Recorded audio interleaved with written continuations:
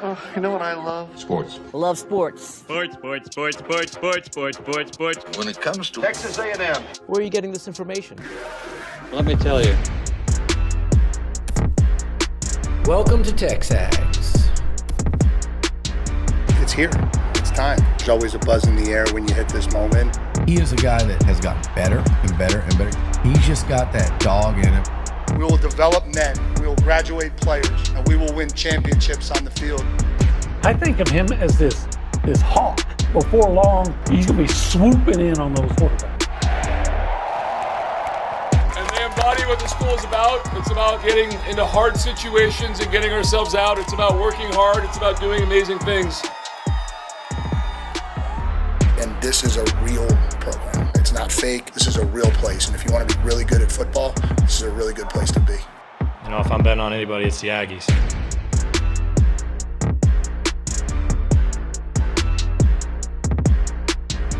Well. Ryan Brauninger in the Go Hour. Good morning, David. Good morning. Good morning, everybody. Welcome to a new week. Yeah, it's a great week. David hit you with some awkwardness right off the top. Well, I mean, it's your fourth well in the first 30 seconds. Well. Add more to it. It's just, I'm not used to you being here this early in the morning, and it's usually Olin, and I'm always here late, getting here in the morning. So before you can fire shots at me, I just wanted to make sure that I address it.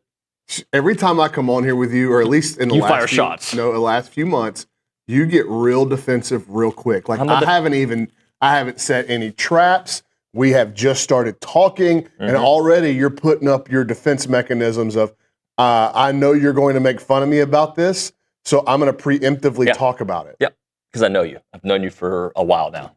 6 football season. I know how you operate. And that's okay. I love it. But I'm a defensive person. I'm glad we're here in College Station, Texas. Olin is on his way to Arizona. Yeah, he might already be there. Moving Quinn in.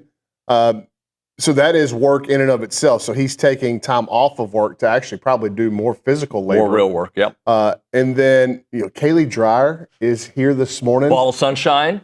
We can't go over to her, Nick, until probably 8:15, right? She said she doesn't talk in the morning. Very interesting update on Kaylee Dreyer as a human being that I didn't know. She doesn't speak in the morning. Not a morning person. Wish we would have known before we put her in the social center starting at 8 a.m. I feel like she's always very pleasant around me. Maybe it's the personality. Maybe it's just Nick. Maybe so. Nick is a ball. I wouldn't blame her, to be honest with you. So, Bronny, we're going to try to talk some football here. There is some business of football we'll talk about in a moment, but first, the first week of practice, it begins on Wednesday. I think you'll be there with us, right, on Wednesday? I'll be writing snippets on Wednesday and Thursday, or maybe just Wednesday. I can't remember the full schedule just yet. When you have an infant at home, you've done this 4 times now, when the at-home stage is so much fun, and like now my son Bo is getting to where he's got his own personality, and he like belly laughs really loud. It's so much fun. But as we start getting ready for football season, which means more of my time's going to be tied up, my wife has gone back to the office now. We've had to try looking for daycares. That's nobody tells you that's a pretty stressful piece to this entire puzzle. Yeah. So my schedule to like what it looks like week to week. TBD? It's a figure it out when you wake up that morning. And so I don't really know when I'm writing snippets for football practice, but I know we'll be out there. And I was pumped to see that it was at night. It'll still probably be 100 degrees, but it'll be good to get back to see the first couple of days of practice. I think even for the medium people that go out there, it's exciting. It's just like football's back. Yeah. And so I'm excited to go write snippets. I'm excited to see the new club this year. And like as excited to see the development or continued growth of Marcel along with like these impact young players. I'm as excited to see what do the offensive and defensive fields look like under new management with Lyle Hemphill and Holman Wiggins. So on Friday, we did something organically that it may end up being something we do the rest of the week.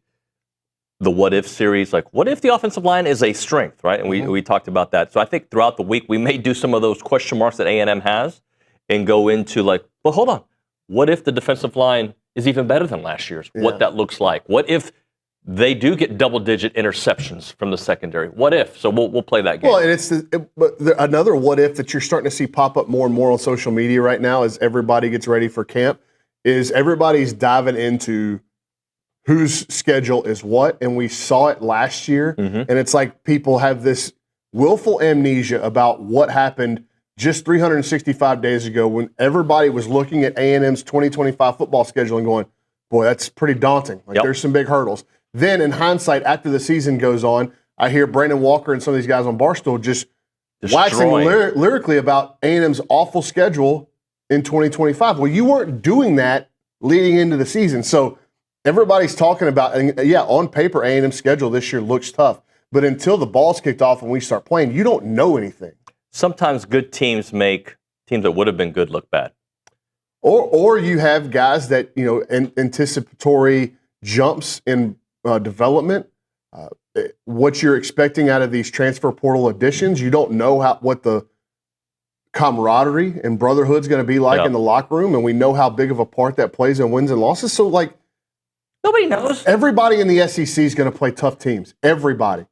But it's just so funny to me that we do this at the beginning of every August. We talk about whose schedule is the toughest, and in a month and a half, we'll forget that all these conversations even happened because actual football will be played, and that will determine who's good and who's not. Part of the reason I think it becomes hard to kind of switch your opinion, for me, I still maintain that LSU was a hard game for Texas A&M and a hard team at that moment in time.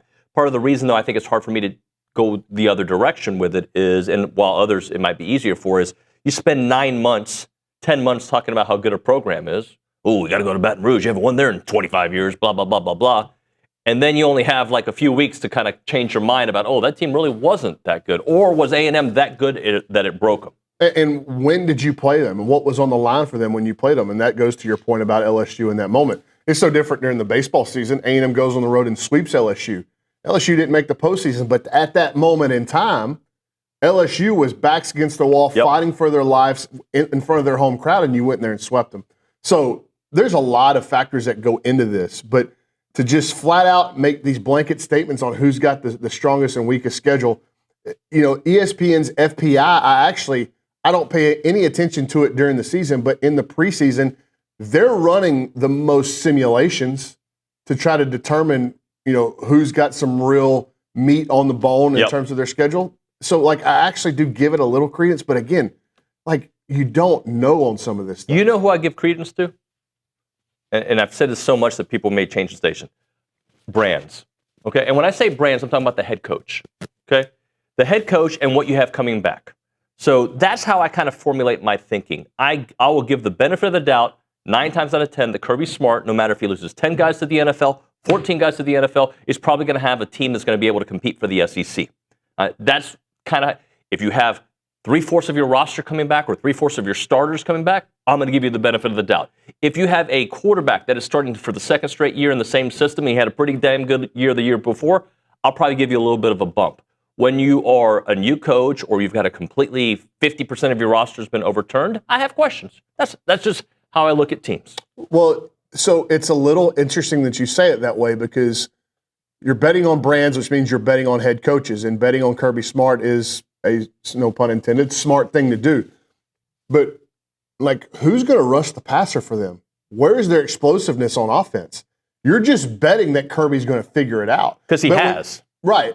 And I'm not saying that's wrong, but when you look at the personnel, outside of Gunnar Stockton, who's their household name on offense? And I'm sure they're going to be able to run the football. They'll be physical up front, but they don't have Zachariah Branch was a huge piece to their puzzle offensively last year. How do they replace him? And I don't know, off the top of my head, I'm sure, again, it's Georgia, so they've got real players. But off the top of my head, I'm struggling to think about who is their real dude on defense, especially on the front seven. I agree with that. But again, because he's done it, 9 out of 10 seasons, won double-digit games. Yeah. And I think because this year's schedule for Georgia standards, the last 2 years have been a little bit more difficult, a little bit more manageable. Kalen DeBoer, I don't know what to think about the SEC version of Kalen DeBoer. Boy, he's catching a lot of barbs this offseason because Alabama hasn't been what they've been or what they were under Saban, which they were never going to be. Yep. That was a dynasty that we'll never see again. But the guy got into the playoff and won a game on the road last year in Norman in the playoff. And they went to the SEC championship game. Right. I mean, they got blasted. They ended up getting their brains beat in by Indiana. but that was the national championship, and Indiana did that to everybody not named Miami. Right. So I don't know. Like Kalen DeBoer, I think A&M fans are looking at that Alabama game, and maybe some of the stuff that's out there is creeping into your brain. That is going to be an absolute dogfight. I think they're going to be pretty good. They got to get the quarterback deal figured out. That's the question. If Keelan Russell is good, or Austin Mack, or Austin Mack, they're going to have a chance because I do think they've got some weapons. On Friday, a flurry of texts on our content tip line about different things happening, the eligibility of the 2022 class, and then the Protect College Sports Act, which it looks like it's done. The SEC and Big Ten are on board, and now there's an actual really good chance it passes. They're trying to get the vote across this week. It could be Thursday through Saturday, and if it passes the Senate, then they think it'll pass in the House. You're looking at me like you hate this topic.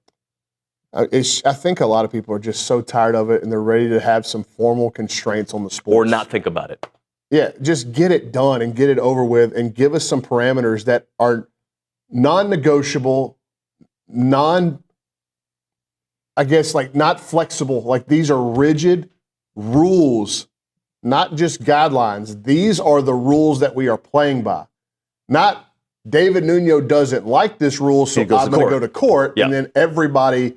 The ruling of that court hearing trickles down to everybody across the country, like we're seeing with this Supreme Court deal in Colorado.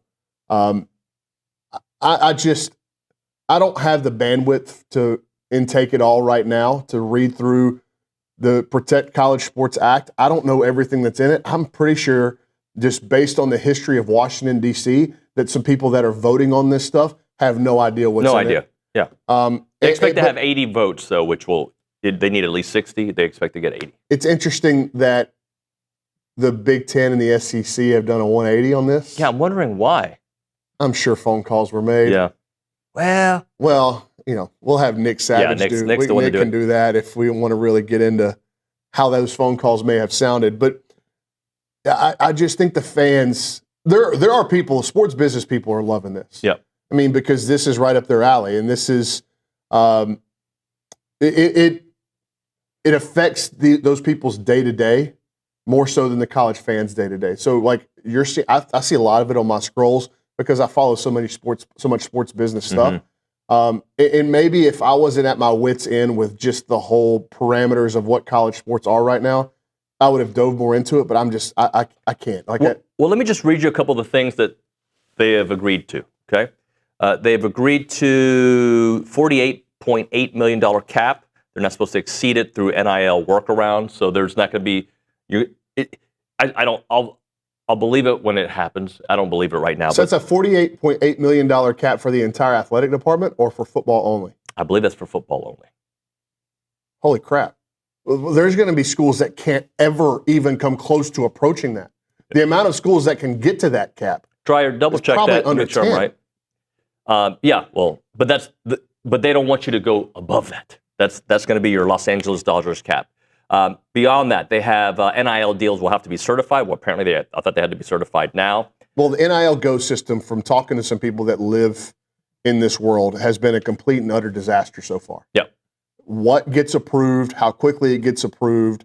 I've heard of legitimate business dealings not going through, and then some. I don't know if it's people that are checking this NIL Go and looking through it, or they have an AI that's doing it. But I'll say that the inconsistencies in what has been allowed has caused a lot of people to raise some questions about it. Some other things. You found it? Yeah, it says the total school-provided athlete compensation and revenue sharing cap is roughly $48.8 Oh, so it's not That's all sports. Okay. All sports. Okay. All right. Well, that umbrella will broaden in on schools that can get there, but they're still not going to. It's not going to be 164 schools. P4 schools or whatever it is. Well, this revision adds a $22.5 million retention pool. We kind of heard Trev talk about this at PKO on top of the 21.3 original cap. So it's adding on another amount of money to retain So that doesn't players. count into the 48, correct? It does. That 22.5 plus 21.3 adds up to 48.5. There's a few extra deviations in there, but yeah, That's what the addition is. So I'll read through these quickly. One-time transfer rule should come back. 5-year eligibility becomes standardized. Professional athletes cannot return to college. Agents have to be regulated. Cap agent fees at 5%. The Lane Kiffin rule: coaches can't leave before the season ends. And that's the other ones that we already talked about. The class of 22 getting another year of eligibility. I like it too. That's sensible. I just want to get to football though. Just do it, get it done. Let's watch football. Yeah, hopefully that is there a timeline on when this will all be voted on and potentially passed? They're up against it, right? So they got to get it done this week. Semester starts, yeah. Yeah. So now Ross Dellinger's reporting, he thinks it could pass. Like this could become law. Good. It took us a long time to get there, and the only questions that I will have about this, but now that it's coming from the government, it doesn't mean that it can't be fought, but it does give it a little bit more teeth, I believe. But inevitably, somebody, let's just say a Johnny Manziel-like figure returns to or emerges in college football.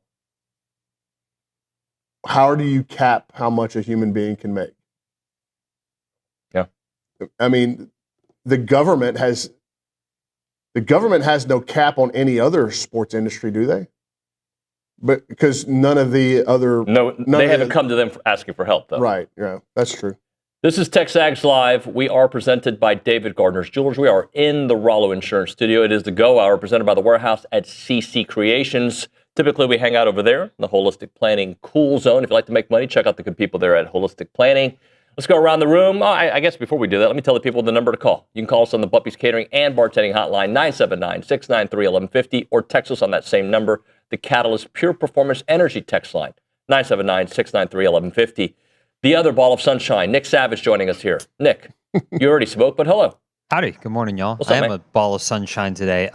Yeah, I'm like y'all. I'm just ready to get to actual football, to talk to look at, to evaluate with your own eyes, right? Instead of just, making assumptions or predicting how things will turn out. So I guess, like y'all said, Wednesday night, we'll start to get some actual action, and it'll feel like the college football season's actually here. So I'm pumped for it. Yep. Thank you very much, Nick. College football could go a long way in adopting the moral code, the gentleman's code of other sports like NASCAR. Nick can speak about that. Let the boys have at Kyle it. Larson, upstanding citizen. Nick told me Kyle Larson, his favorite driver. I didn't know that. I've never said that, actually. Never once. Never once said that. Who's your favorite driver? Bobby Labonte. It used to be Jeff Gordon, but I don't have one anymore. And what's your problem with Kyle? This feels like a trap. So I don't know enough about the topic for it to be a trap. I can't trust tell me. if Is it a trap, Nick? it could. I'll tell you about it at the break. I don't know if you know about it or not. But I don't. It could I be. really don't. So should I know about this? Well, Nick and Richard and I have a group chat where whenever we see anything NASCAR, that's funny with NASCAR, we send it to Nick just to get his reaction because Nick is the only NASCAR guy. He's the NASCAR expert in the community. But, Richard likes F1, and that kind of butts heads about the manliness of each one. And so there's some barbs thrown in that group chat, but no, I just like to hit Nick with – I do very little NASCAR research than try to just kind of Just enough of a topic to get him going. Let's go to the Angry Elephant News and Social Center, The Dryer. Kaylee Dryer. Hey. Hi. How are you? I'm good. How are you? What's up? Oh, not much. I'm awake now. Okay, welcome. Welcome. Thank you. So Natalie Ring and Kendall Stowers were named to the AVCA Player of the Year watch list. They are 2 of 30 athletes on this list, and A&M is 1 of 10 schools to have 2 or more players selected. The 2026 season kicks off August 21st. All right. So excited to see this new team. Maybe we can have some returners on it, depending on this new rule that has been passed. Yeah. Guess we'll see. Let's get one more in. Are you like insinuating something there? No. Oh. I don't know anything. You do hang out you live with our women's sports expert, Kay Nagy. Yeah. So I didn't know if y'all were. She informs me on a lot of things, but I was just more so saying I hope we get to see some of these girls come back. Well, Ava could come back. Logan could come back. I don't know. Logan signed a professional contract, yeah. But they've got a full roster, so. They have 2 spots. roster spots open. Hey, Bronny, somebody, I don't know if they're coming after you or not. I don't think so. But bandwidth, I guess they didn't like the word. Why? I don't know. I'm with you. I don't have the bandwidth either for it. Like, I can get the tea leaves about what's happening. I can report it to our audience because it's going to affect the future of college football. But I don't get into the weeds, right? Here are like the 5 topics that they've decided on, and I move on. Yeah. I'm kind of like the Kevin Harvick of this show, Nick. Kevin Harvick, his persona included hard shoves and confrontations. In 2014, he shoved Brad Keselowski in Texas. That's my kind of guy. Sparking a pit lane fight. Him and Keselowski, listen, don't forget, his move on Carl Edwards back in 2010 at Gateway triggered a violent crash. And in 2014, another risky choice he made, Nick, 15-car wreck at Talladega. Rubbin's racing. It happens. Bronny, I'm he doesn't even. No, I have no idea. I'm going to class up 1775 for a moment. I'm not going to give you an opportunity to make jokes, but I'm going to ask you. I'm not saying it in a rude way. I'm just saying, when's the last time you went out for lunch? Because probably with Bo around, your lunches are probably a little bit harder. And it's a lot more at home. But if I could have 1775 at home, I'd have it at home. If I could have 1775 in the car, I'd eat it in the car. If I could have 1775 at your house, I'd eat 1775 at your house. We should set that up. We're going to have it catered one day soon. 1775 is all the great barbecue, Texas barbecue. When you go there, Mama Belinda makes these mouth-watering sides and desserts. And I don't usually eat desserts, but I do eat it at 1775. They have the Brazos Spuds as well, the raspberry, chipotle, pork burnt ends, you name it. It is 1775. They're open Thursday through Saturday, 11 a.m. until they're sold out. Call them up, 979-492-6241. Check out the website, 1775txbbq.com.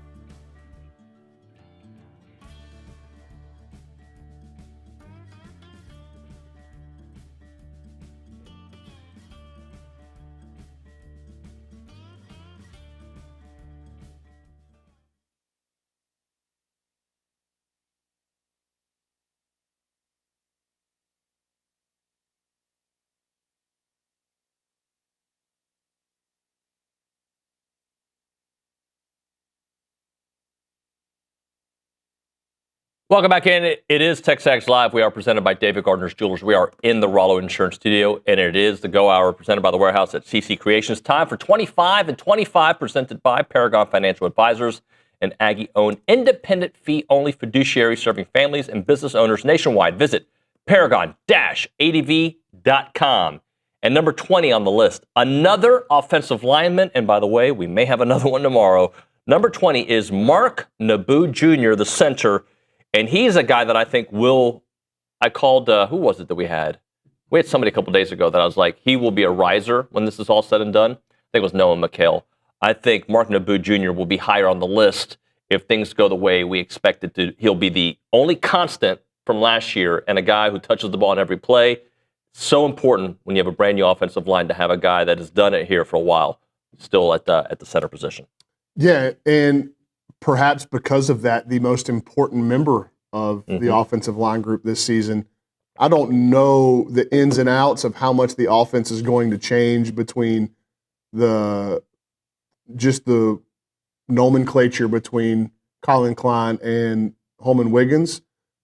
But however it's communicated, it's got to start with the guy touching the football and then the guy he snaps it to. And so just that responsibility alone, I think, would land Mark Naboo on this list. But then you look at kind of what he can be as a player, not just a leader of the offensive line room, but as a player with the skins on the wall in this league and fighting the down-to-down battles that occur in that 3-by-3 yard box, on the interior of the offensive line.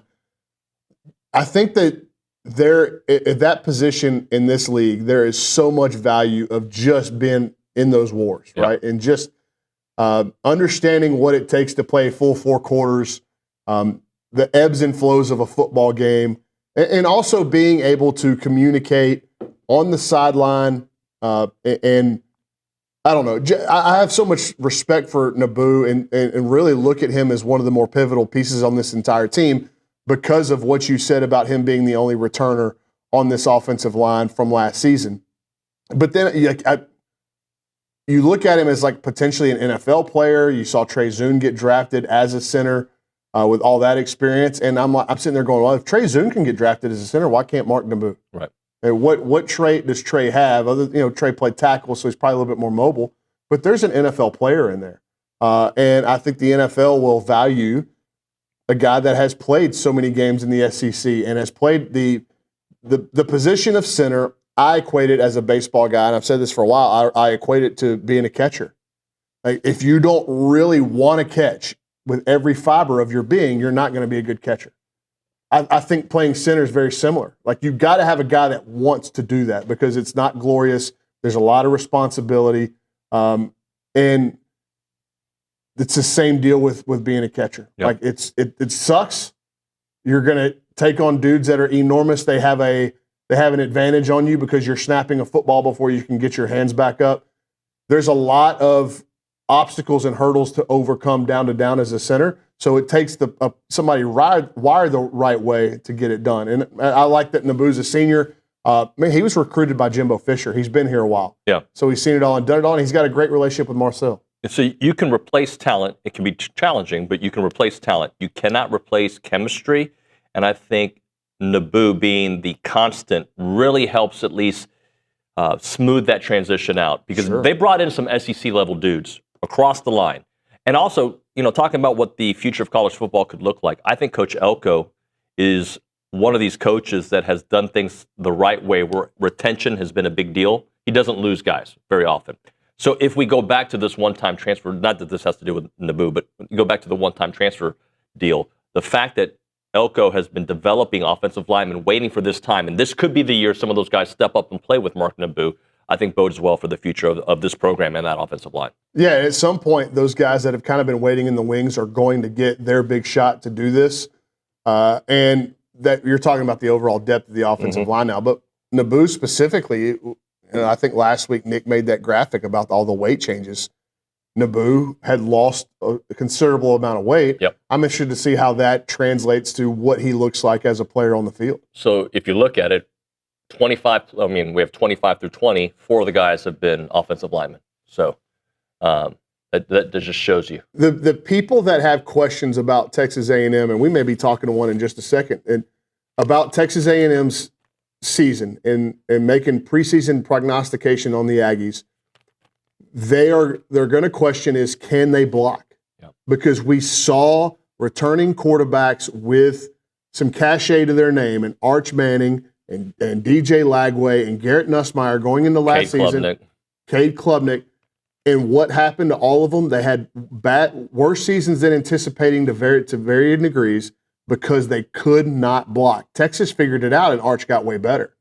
Right. But if you can't block, man, that's a big problem. So all these offensive linemen being on this 25 and 25 list, it makes sense, and they probably need to play better than where they're rated. And I'll add to that, I know that Marcel, I said this actually at this United Way event that I went to over the weekend, but I believe Marcel struggled at the end of the season partially because he was sped up. And why was he sped up? Well, they went against really good defensive lines. The offensive line wasn't as good as they were, I believe, for 95% of the season, the last couple of games. Yeah, and I mean, when you get hit so often, Nussmeier is the perfect example. Yeah. He was a shell of himself by the middle point of last year.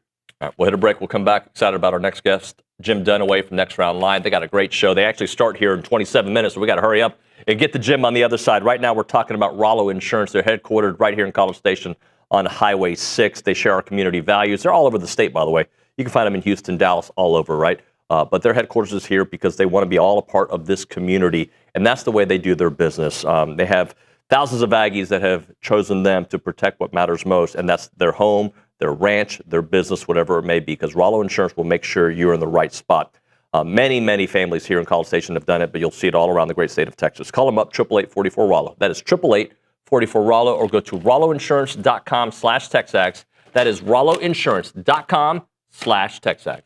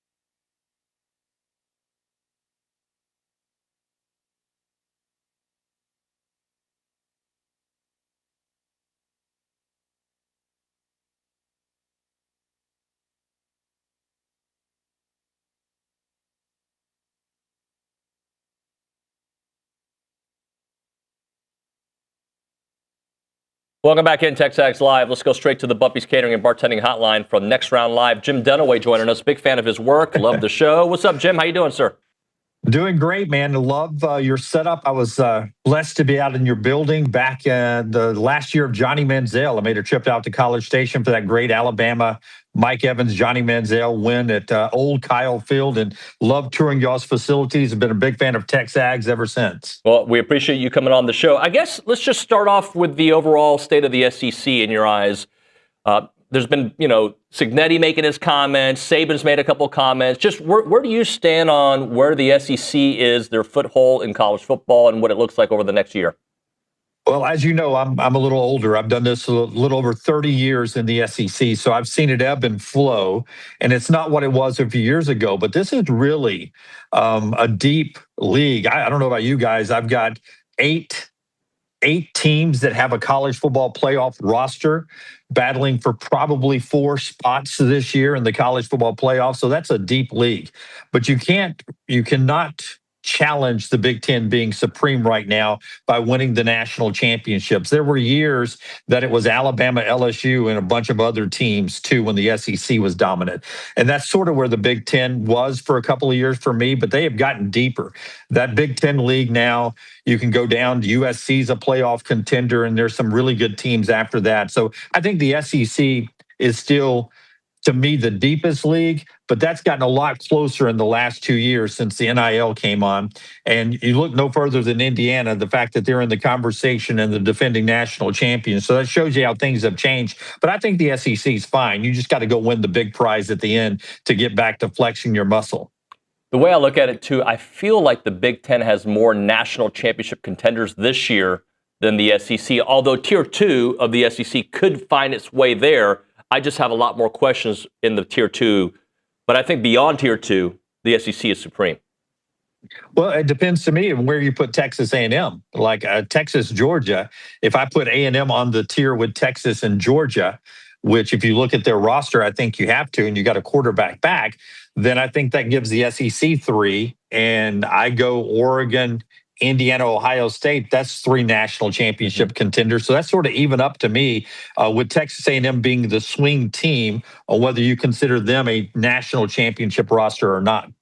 Jim, you mentioned, sounds like you have the Aggies as kind of a wild card in terms of where they fall in the preseason.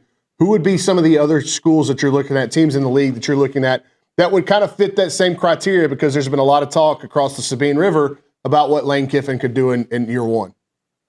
Well, obviously, they've done a great job building a roster. Now, as we all know, and I think you guys experienced that with Jimbo Fisher, you can get a lot of talent and not necessarily build a team. So how quickly can LSU put this together and put the pieces together and be a championship contender? I think they're really good. I spent some time with Lane Kiffin when he was in Tuscaloosa, watching him coach, a brilliant coach, great play caller. And they've got the talent. If Sam Levitt is the quarterback that everyone thinks he's going to be, then they can contend for a championship as well. I don't put them on the same level as I do Texas and Georgia.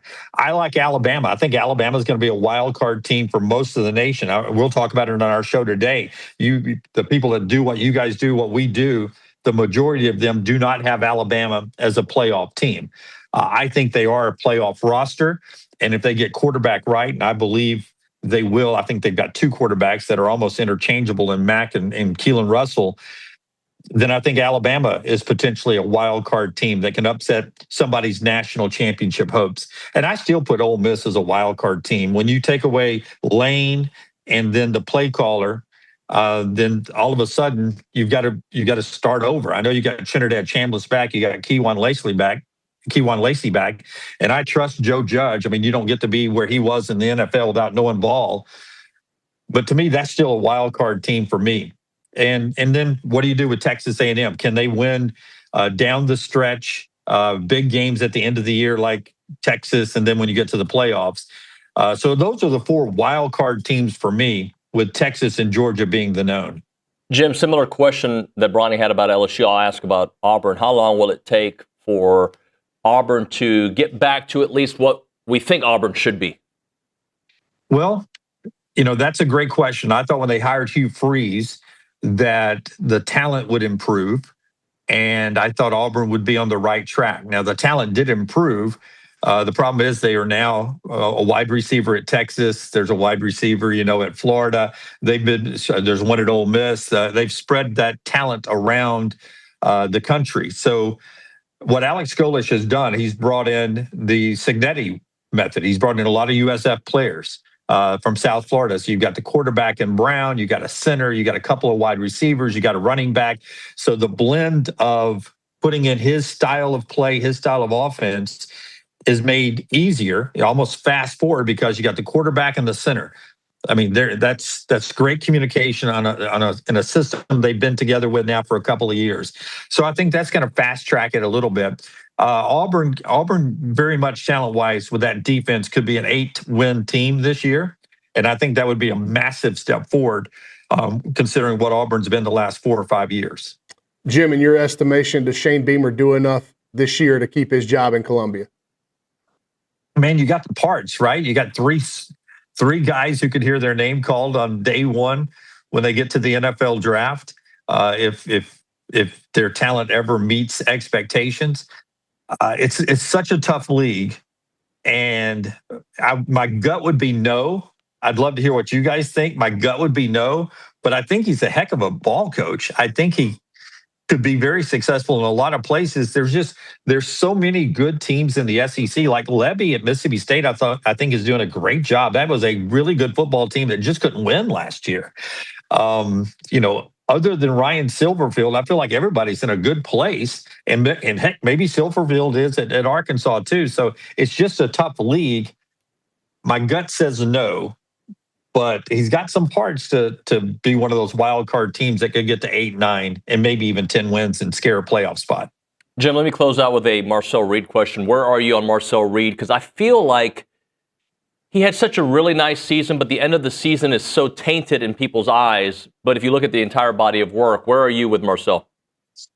I learned very early in this business that people forget September and October really quick, and they only remember what you do in November and December, right? And that's where Marcel is. But you got to go back and look at how do you have big games at the end of the year. He did a lot of great things to make that Texas game big and to get Texas A&M into the playoffs and make that Miami game big. You guys were there. Those conditions, and then against that defensive front seven at Miami, factored in with those conditions and the pressure of being in the playoffs. I don't judge Marcel Reed by that. I think he's a tremendous quarterback. If I'm ranking him in the SEC, he's obviously top tier. I don't know where I would put him, but I know he's good enough to win a championship, and that's all you can ask for. And I think 7 or 8 teams in this league have championship quality quarterbacks, and I put Marcel in one of those. Jim, this was a great conversation, man. Thanks so much. Have a great show, and we'll talk to you soon, all right? All right. Anytime, guys. Love y'all's work. Thank you so much. Jim Dunaway, Next Round Live. He's about to go live at 9 o'clock.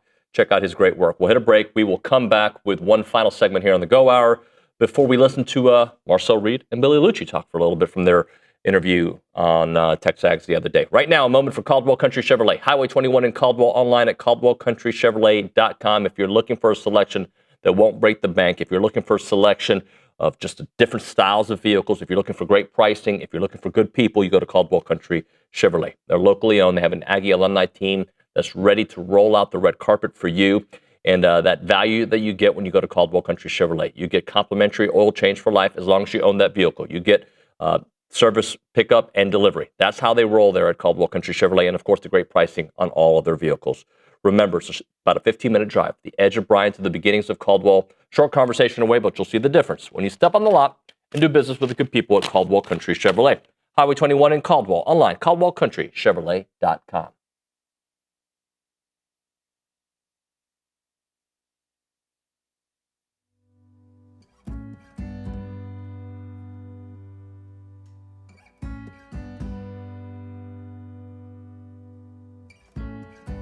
Hey everyone, David Nuno here of TexAgs Live. I want to introduce you to the team at Holistic Planning. Got Jason Barber here, Taylor Pankratz, and also Paul Meredith. Jason, I want to start off with you. What really sets Holistic Planning apart from the others? Yeah, so what makes us different is most financial advisors stop at investment management. On the other hand, Holistic Planning, we manage investments, taxes, and estate planning all on one team, all underneath one roof. Now, Taylor, when everything is coordinated like that, it really helps the bottom line, doesn't it? It really does. When your investments and taxes are working together, you stop leaving money on the table and keep more of what's yours. Paul, Holistic Planning is trying to expand as well. That's true. We just opened our Houston office, and we're looking for people who feel like their advisor isn't seeing the full picture, because that's exactly what we fix. And Jason, there's other opportunities beyond that. Definitely. If you're a financial advisor and you want to join the Holistic Planning team, we're looking to add 50 teams in the next 5 to 10 years. So check out holisticplanning.com/advisors. All right, so if you want a team that actually coordinates everything, go to holisticplanning.com. Aggies, this one is worth it.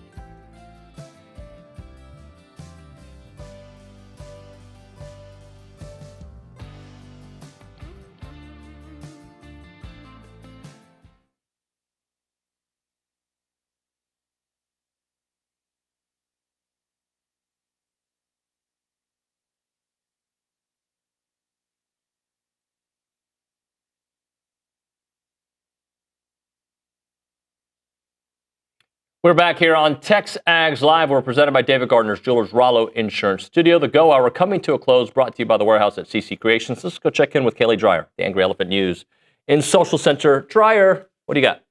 I do have one thing I found on Twitter from College Football Report. They put out their top 30 college football quarterbacks entering the 2026 season. Okay. Can you guess where Marcel is on that list? 11. 12. 12. Good job. She wouldn't have asked if it didn't have anything to do with like A&M. Like if it had been like 23, she wouldn't have asked. Okay, well, can you guess who's number one? Dante Moore. Trinidad Chambliss. Julian Sayin. Sayin. Yeah. Really? Where is Chambliss on that list? 3. Dante Moore is 2. I think Oregon's the best team in the Big Ten this year. We'll see. Dan Lanning has got a sterling history so far in a young coaching career. It's very impressive, but when he's gotten to the playoffs, he's gotten his brains beat in. Mm-hmm. I mean, they beat a overmatched Texas State in the first round last year, but then they got buzzsaw too. So I agree. I think Oregon's the best team. Ohio State, outside of Sayin and Jeremiah Smith, I think they're, and Bo Jackson, the running back, they've got some good parts and some really elite parts with Sayin and Smith. But yeah, I think Oregon, looking at the roster, Oregon's the more complete team right now. If you look at the quarterbacks in college football, there's a lot of, I don't know who's going to be great. Like last year, Fernando Mendoza was great, right? We didn't know that. We did know that today, right? A year ago today we did. But I think there's if you just look through the SEC alone, Byron Brown, I know he did it somewhere else, was really good. He was really stinking good. Was he really stinking good, or I thought he was fine? But he flashed in a game against Florida where I think a lot of people made their opinion on what he was. Then Miami destroyed him the next week. Yeah. I think he was really good based on the talent that he had around him. We'll see how that translates to the SEC, just like what Dunaway talked about with Cignetti, bringing in all his guys and made it work at Indiana. I'm curious if Alex Golesh is able to do that. But if still, just Kevin Jennings at SMU. Just look throughout the entire, well, he's not in the SEC, but I'm just talking about the amount of really good quarterback play in college football. Yeah, and I think there are some wild card teams that maybe Jim thought were wild cards in the league, or maybe not. Byron Brown will be one of them, but have wild cards at quarterback. I think John Mateer is a wild card at quarterback. And it's funny that he didn't bring up Oklahoma not once at all. No, he didn't. No. And there are a lot of people that think Oklahoma is going to have a chance to challenge for at least to get to Atlanta because of their defense. I'm just going to read you quarterbacks from the SEC, and I think that they're either great or really good. Okay, Arch Manning, Trinidad Chambliss, Gunnar Stockton, Sam Levitt. I don't know how I feel about him, but I'm just reading these names. Byron Brown, Austin Simmons. A year ago, we were talking about him being the guy. Not we. The media was talking. And There's Lane so Kiffin. much. Mizzou is so tightly tied about what is Hardy, like what's his health status. Right. Lenore Sellers. I mean, Marcel Reed. There are a lot of really, really good quarterbacks in the SEC. The one that nobody's talking about that might be the biggest freak show athletically is Kamario Taylor. And I don't think that their roster is going to be good enough for them to win 8 or 9 games. But at Mississippi State, if they get to 7, that's a huge turnaround. Yeah. And they weren't. And Jim made that point. Like he's like, they were a good team that couldn't win games. And a lot of people are going, well, yeah, if you're a good team, you win games. You are what your record says you are. But there is some truth to that. Like they were 1 or 2 plays away on multiple occasions to having some big wins on their resume last year. Like I don't think Mississippi State is a complete and total write-off. No, I mean, they should have beat Texas, let's be honest.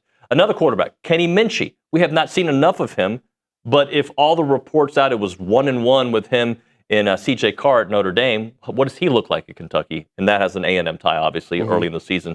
You take him on. Kamario Taylor, you talked about. Aaron Philo at Florida, don't know enough about. Tennessee, they're still trying to figure it out. K.J. Jackson, Jared Curtis at Vandy. So there's Vandy hadn't made a decision yet either. Jared Curtis, a true freshman. Arkansas's got the K.J. Jackson kid, and I think Arkansas is a clear. They're going to be a disaster. Yeah, and Ryan Silverfield is preparing the people in Fayetteville for that. Some of his comments in his speaking tour this summer were, like, I get it. You're telling the truth, and there is some honor that goes with that. But there are people in the state of Arkansas that wait all year for football season, and now you destroyed their hopes. And they're dreams. like, dude, we can't even have any kind of hope going into the season because our head coach is already preparing us for. What did they win last year? Was it 4 games? 2 games? They were 2-10. Was it 2-10? I can look it up. Look it up. I think they might have been 2-10 last year. They were 2-10, 0-8 in the league. Yeah, that's tough. And how close was that A&M game? South Carolina was 4-8. Mississippi State 5-8. So those are all teams that they lost a lot of close games, but that's life in the SEC. That's tweener games are going to happen. Yep. Bronny, thank you, buddy. We'll see you tomorrow morning. Yeah. Yep. Appreciate you coming in. We'll hit a break. When we come back, we'll listen to Billy talk to Marcel Reed. And after that, Sean Salisbury, friend of the show, and he got his master's from A&M a couple years ago. We'll chit-chat with Sean Salisbury on TexAgs Live.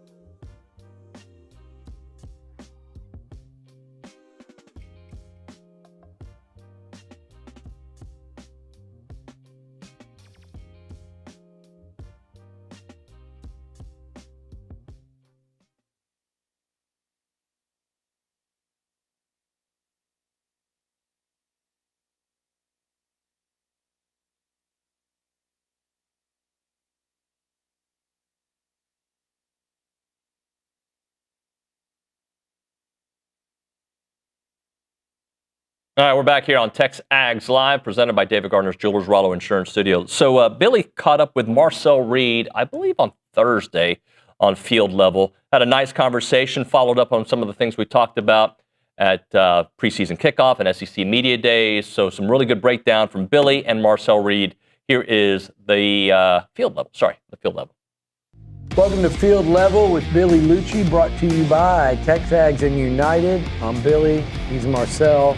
You guys know Marcel. We've talked a lot lately, so maybe tackle some other topics today as you guys get ready for fall camp. It's less than a week away. I know. Are you ready, or are you like, I got some things I need to do and relax and enjoy what's left of my, quote, summer before we start off? I'm definitely ready. I want to start immediately. Yeah. But I'm gonna take the break that I'm getting this little break before. Yeah. Go back home, see my family and friends. So, but yeah, the break was definitely needed. Just a quick little reset before we jump back into it, for real this time. But yeah. I'm so excited for fall camp. We're all we're a month or so away from kickoff. So that's the exciting part too.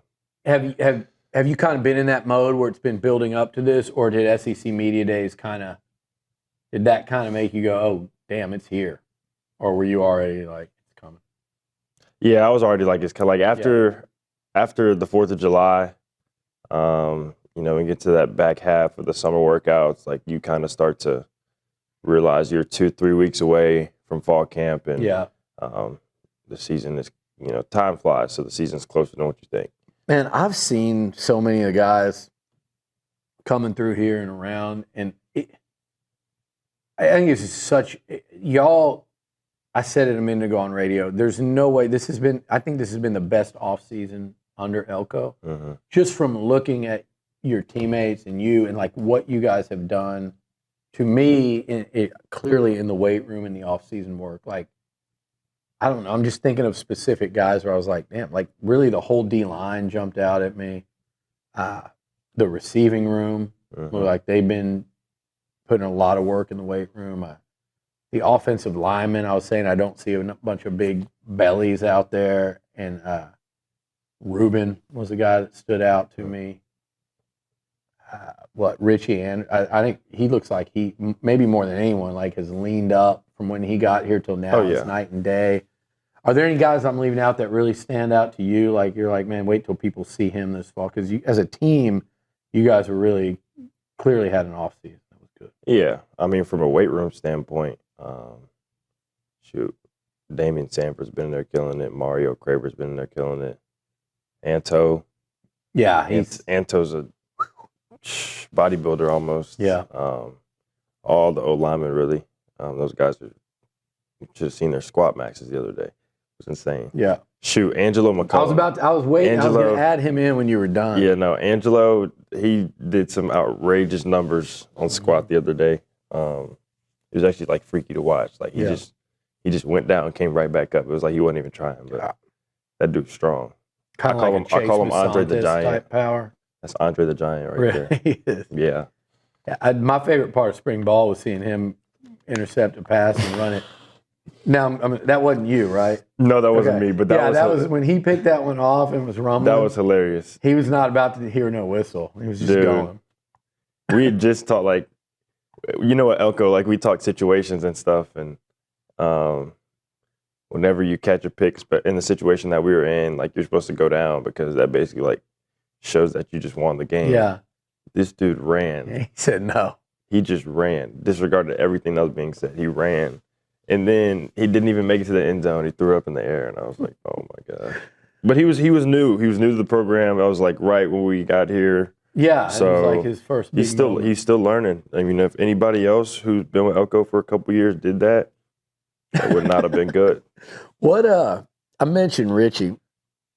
Talk to me about the tight end position, because we were talking out there. I said, I feel like I haven't really talked to you about that. We've talked about, I feel like everything else. I haven't talked to you about the tight ends, and somebody, we were talking earlier about Chiati and just how big he is at a 280-pound tight end. And I said, yeah, and then you really have three veterans, but all three transfers. Two of them haven't played here yet. Micah, I'm assuming we'll see his playing time, jump through the roof compared to last season, but got his feet wet. Mm-hmm.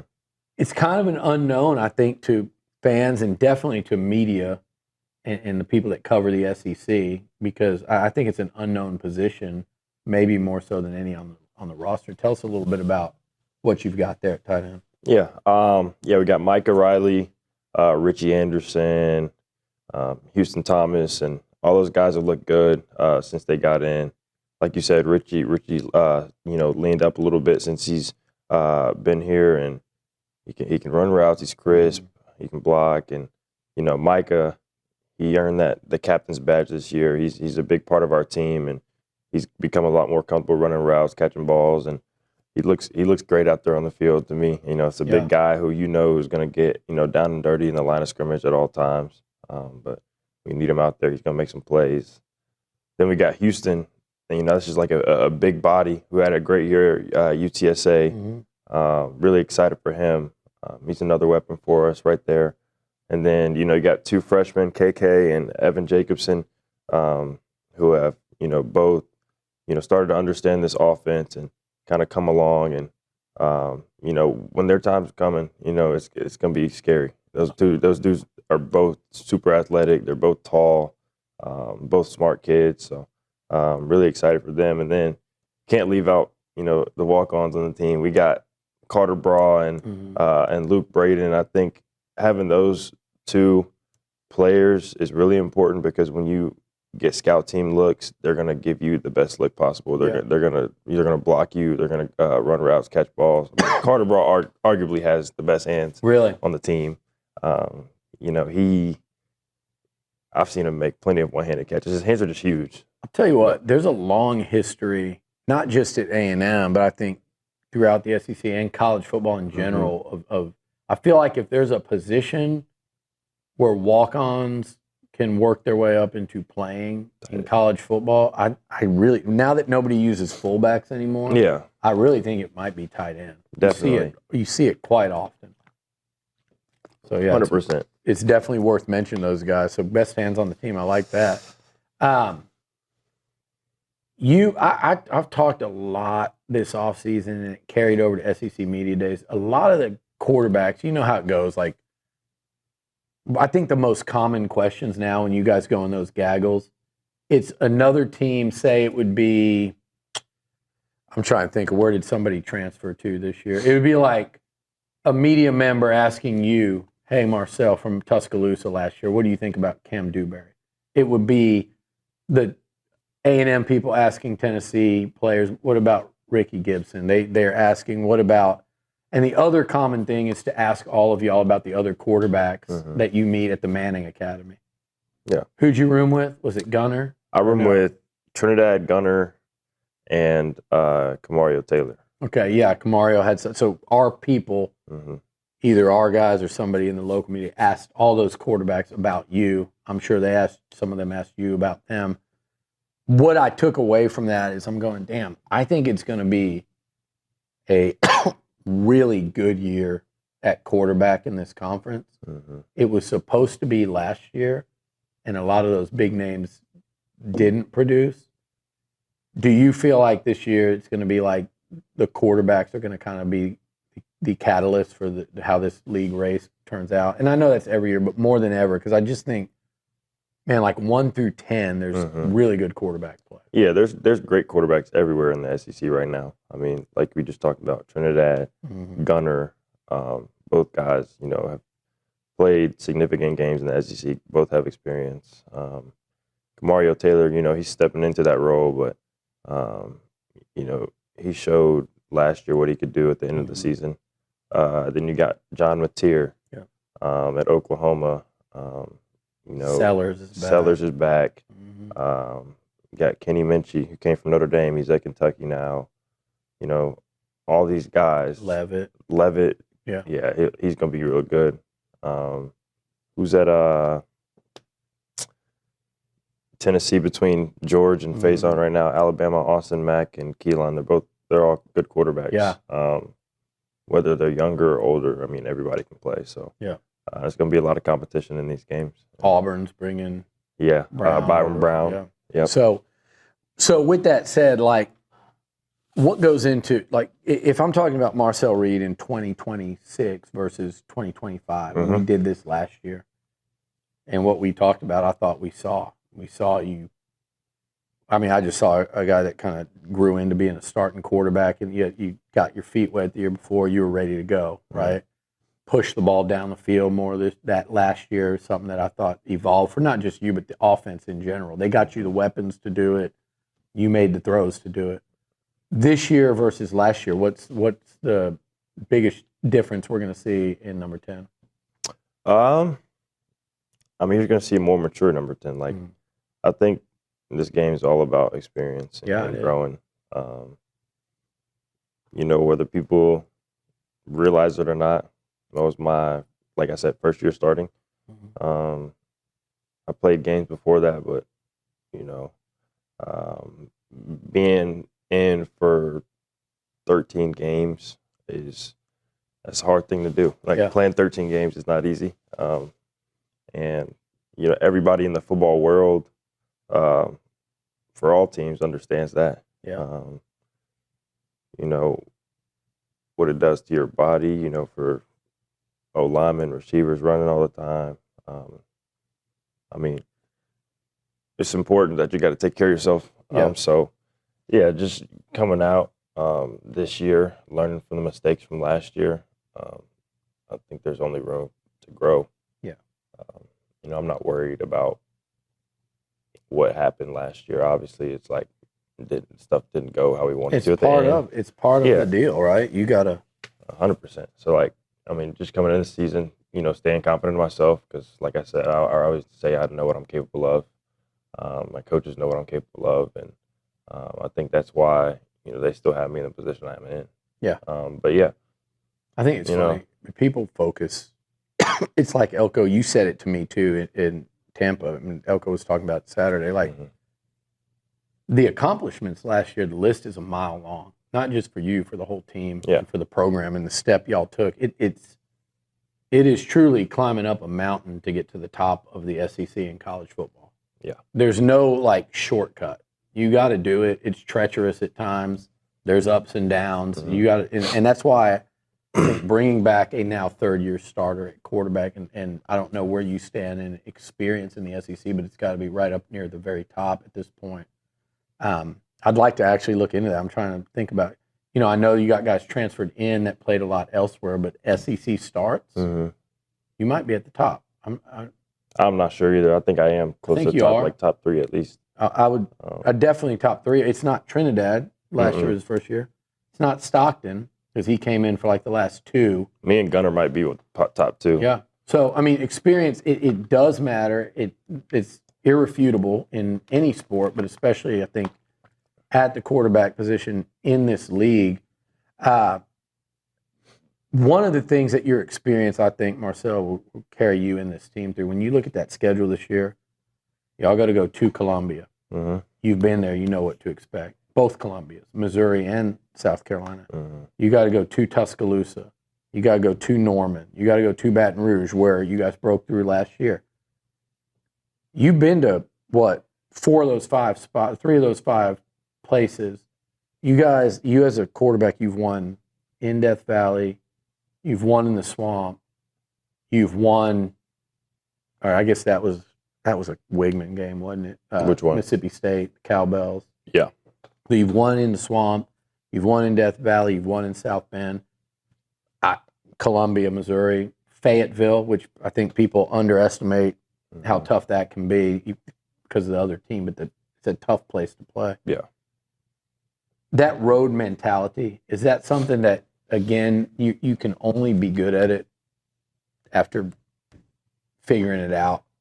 You know, I think about Auburn, I think about South Carolina 2 years ago. And then here's South Bend and Death Valley this year. There's a big difference, and I think that has a lot to do probably with you as a quarterback, just knowing, hey, it's going to be like this. We got to keep it steady. Yeah.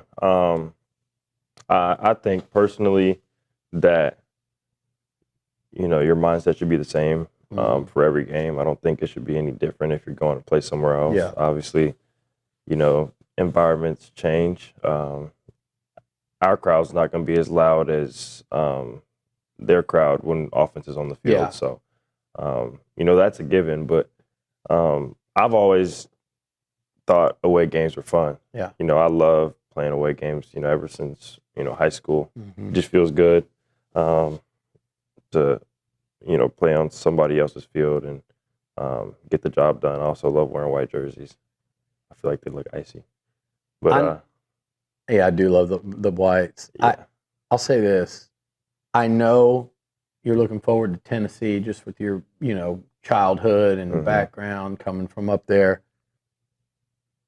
Even though Kyle Field is the best home advantage ever, are you going to be more fired up? Would you be even more fired up if you guys were going to Rocky Top and playing on the road in that environment this year in Nashville? Because I feel like that would be like you at like peak competitive, like gladiator going into the arena. I wouldn't say I would be super, like way more fired up playing there than here. But you would have that one circled more than any? Yeah. That'd be cool. I got a lot of friends that go to Tennessee. I know a lot of people who would travel from Nashville to come to Knoxville and watch that game. Yeah. But their locker room is very small. Their away locker room is tiny. But yeah, no, that stadium's it's crazy to play at. The place gets loud. I'm definitely in competition with Kyle Field.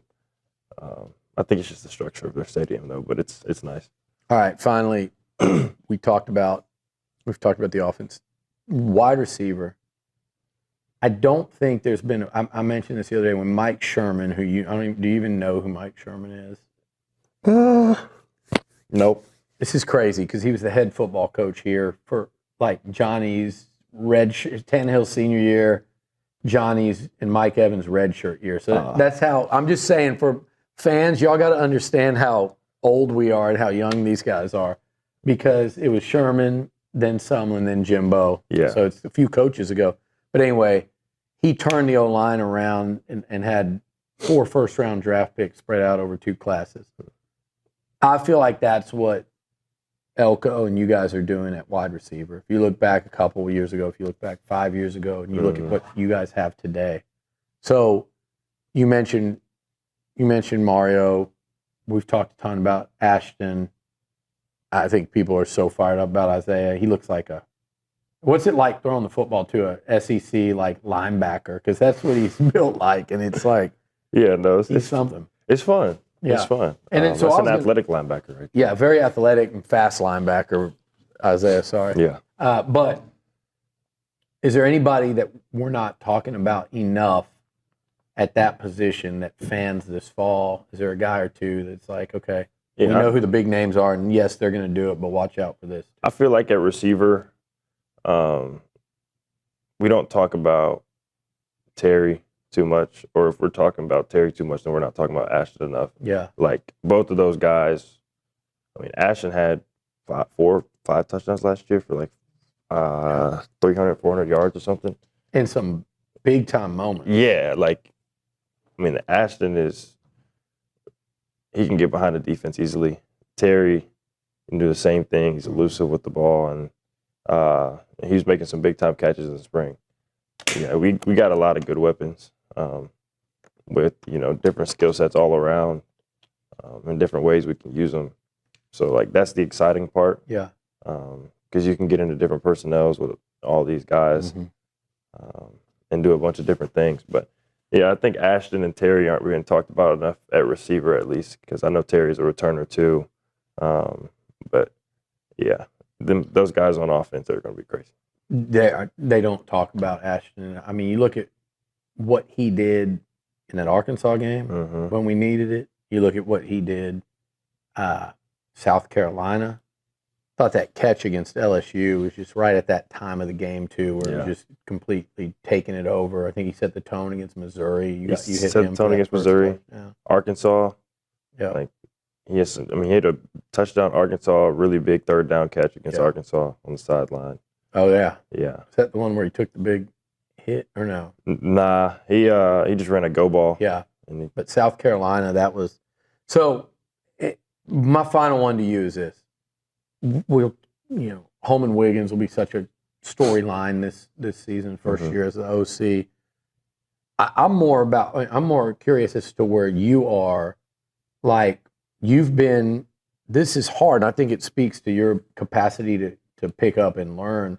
This is your third OC, right, in 3 years. It was Petrino, or third and 4 year, Petrino, Klein, and now Holman Wiggins.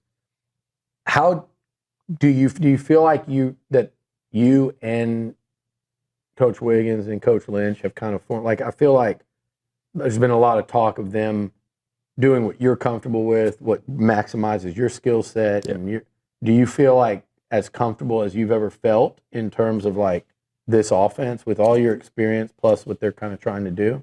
Yeah, I definitely feel comfortable. I get opportunity to sit down with Coach Wiggins and Coach Lynch a lot, and the offense is going to be stuff that I'm comfortable with. Like, if I'm not comfortable with it, then we're not going to run it. Yeah. But, I feel like I'm pretty comfortable with a lot of things and, can get it done. So, I'm just really excited to get out there and play and show the world what, Coach Wiggins can do at the offensive coordinator position. Because we've had some really good stuff on him. All right, we're fired up with you. This is Marcel Reed. I'm Billy Lucci. This is Field Level. Enjoy your weekend. And thank you, Billy. Thank you, Marcel. Sometimes people forget who the boss is. Don't take my kindness for weakness. I'm just kidding, Kaylee. We'll hit a break. We'll come back. We're going to talk a little bit about Pate State. He's got something going on the show that Kaylee won't tell me about, so we'll figure it out in the next segment. When it comes to your money and your peace of mind, it starts with the right team. Hopefully that right team is Aggie-owned Paragon Financial Advisors. They're an independent fiduciary serving clients all across Texas. No commissions, no sales pitches, just trusted advice tailored to you.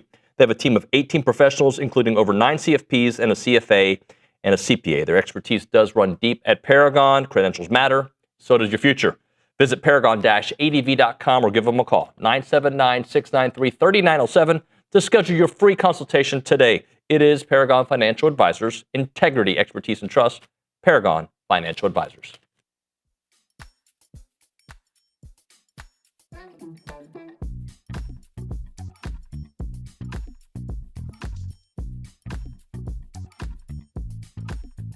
Everybody, David Nuno here from TexAgs, here with some of our new friends from Frog Slayer. We've got the CEO, Ross Morrell, and the VP of Revenue, Jacob Stone. Ross, I want to start off with you. Who is Frog Slayer? What do you all do?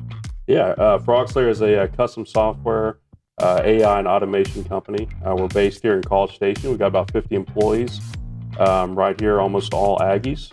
We've been doing this since 2005, about 21 years. Really what we do is we partner with business owners of growing businesses.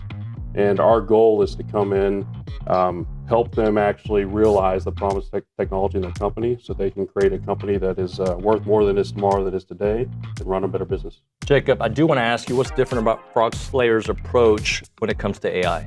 Yeah, absolutely. So we don't just do AI, we do AI right. And so what that means is we embed ourselves inside of our client's team, and we help them plan, build, and ship solutions that they can deploy to a production environment that anyone can use. All right, Ross, I've got to ask you, why the name Frog Slayer?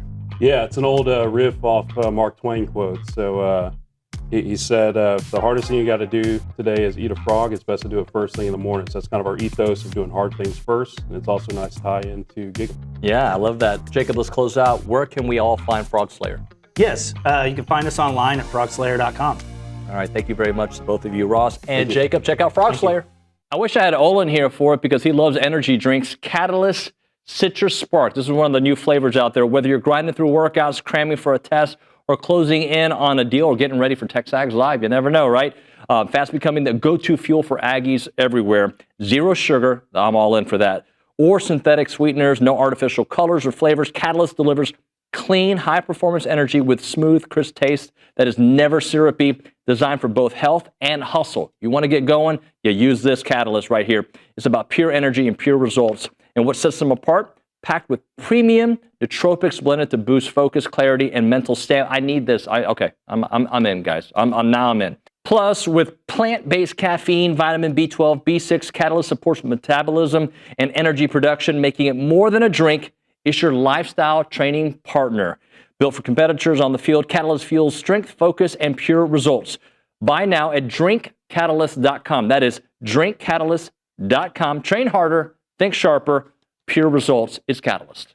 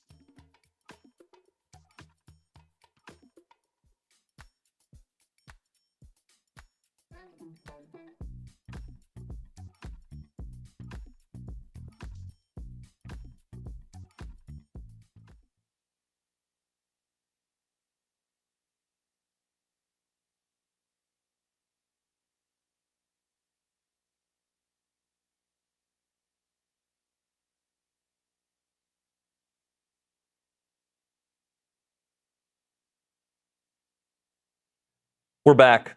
It is TexAgs Live. We're presented by David Gardner Schiller's Rollo Insurance Studio. So finally, I get to find out what Kaylee Dreyer wanted to talk about. Earlier in the show, she's like, I got something to talk about. I was like, all right, tell me. She's like, nah, I'll tell you on the show. So now you can tell me on the show, Dreyer. I did tell you. On the Angry Elephant break. News and Social Center. You did tell me during the break.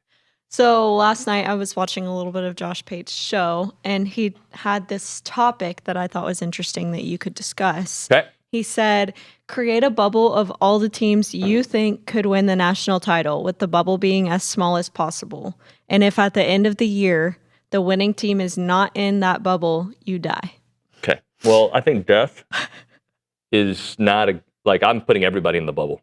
Because he didn't say if the bubble, everybody, 120 teams, let's go. He said make the bubble as small as possible. Yeah, that's as small as possible to guarantee that I don't die.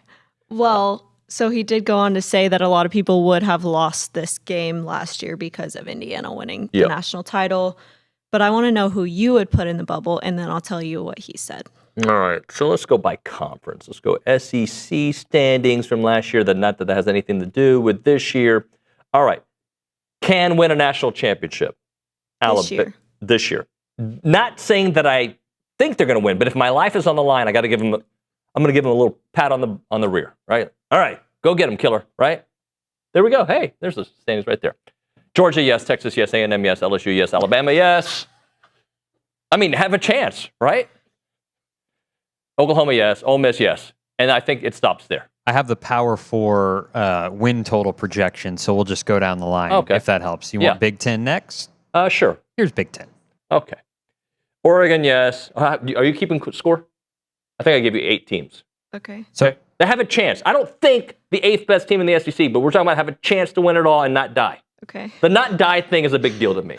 Okay, take that out and just I know think of it you as a said game. it, and now I'm thinking health. Okay? Thinking about veggies. I'm thinking about a lot of things. Oregon, Indiana, Ohio State. I don't think USC and Michigan and Penn State have a chance to win a national championship, but if I went 8 on the SEC, I'm going to go 6 in the Big Ten. Fair? Everybody agree? Disagree? Have a chance. I'd cut it off after This Ohio is State. Already too many. How many did Josh Pate have? 7. Oh, in the country? He took. Oh, but he's not going to kill himself. Okay, so you want it really small. Yes. You should have capped him. God. You should. It's Let's just the say whole death 10. thing. Nobody wants to die. Pick 7 or 8. I should pick 7 or 8. All right, fine. 3 from the Big Ten. All right, so you want the Big 12 next? Go back to the SEC. Okay.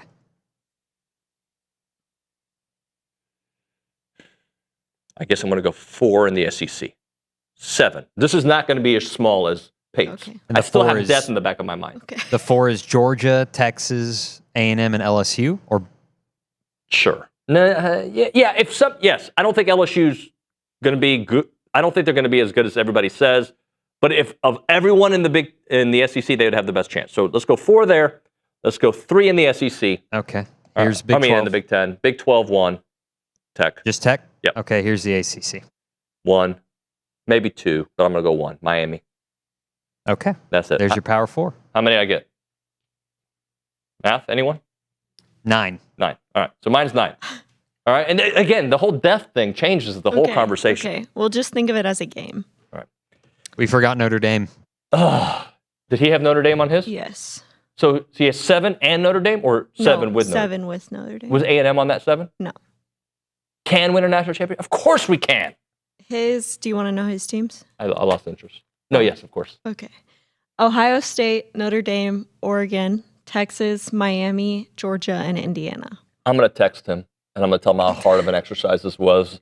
Had he said anything else, the flu, you get the flu, I would have probably been a little bit more concerned. Okay. Anyway, my buddy Chance McClain texted me this week, and you guys know that he runs Heritage Films. He was my boss at 1560, and he's been a dear friend for a long time. He does these documentaries, and I've told you many, many times, this is the truth, that Aggies are like his biggest customers, because Aggies like telling their stories. They like telling their family stories, their family ranch stories. And Chance has this video he sent to me over the weekend that I think was very interesting. So check it out. When I get up in the morning and I go to my garage, the first thing I do is turn the TV on, and I'll put it on TexAgs. Shout out Nuno. I put it on TexAgs and I'll watch that, and I'll have it on in the background. All right, so that's Austin Henderson, a big Aggie, a great Aggie, I should say. And Chance is just doing these documentary films, and, TexAgs came up. So shout out to Austin and his family. Let's see, he works in oil and gas, lifelong Aggie. Family members are Aggies. Graduated from Sam Houston until last year. He got his master's from A&M. So shout out to Austin on that. But the cool thing is, Austin is, I don't know what the genesis of his story was, if he's doing his own story, if his family's story. But we all have stories, and Chance and his team put it together. And I'm telling you, after you watch your 2-hour documentary, you're going to say, oh, my God. Like, it's such an awesome experience to share with your parents, your mother, whoever it may be. I just celebrated my dad's 96th birthday over the weekend. We did a video with Chance. It was so worth it. I'm telling you guys, jump on this opportunity before it's too late, because we are not promised tomorrow. Check out the website, yourheritagefilm.com. That is yourheritagefilm.com. Or call them up, 713-893-8341. It's Heritage Films.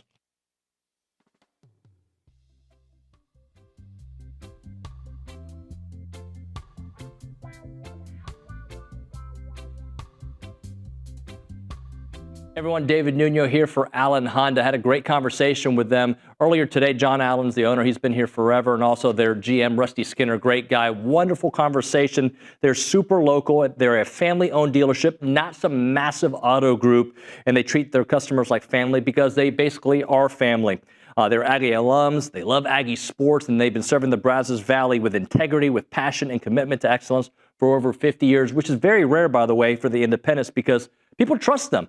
And that's why they've been doing it for such a long time. Whether you're looking to buy, lease, or service your vehicle, you can count on them for transparent, no pressure experience that puts your needs first. And I can attest to it. Had a great conversation about my own situation with them. Their knowledgeable sales team will help you find the perfect Honda to fit your lifestyle, from fuel-efficient sedans to versatile SUVs. Leasing options are flexible and affordable, making it easy to drive the latest models with confidence. And when it comes to service, their certified technicians only use genuine Honda parts to keep your vehicle running at its best, whether it's routine maintenance, for major repairs, or whatever it may be. And we know that trust isn't given, it is earned, and that's why generations of local drivers right here in the Brazos Valley and Bryan College Station keep coming back to Allen Honda. As part of the community with Aggie spirit in their hearts, they are here to make everyone's visit wonderful. So visit their showroom or their service lane and find friendly, efficient, and memorable situations when you go to Allen Honda. Come see why so many College Station and Bryan drivers choose Allen Honda for their automotive needs. And remember, gig 'em.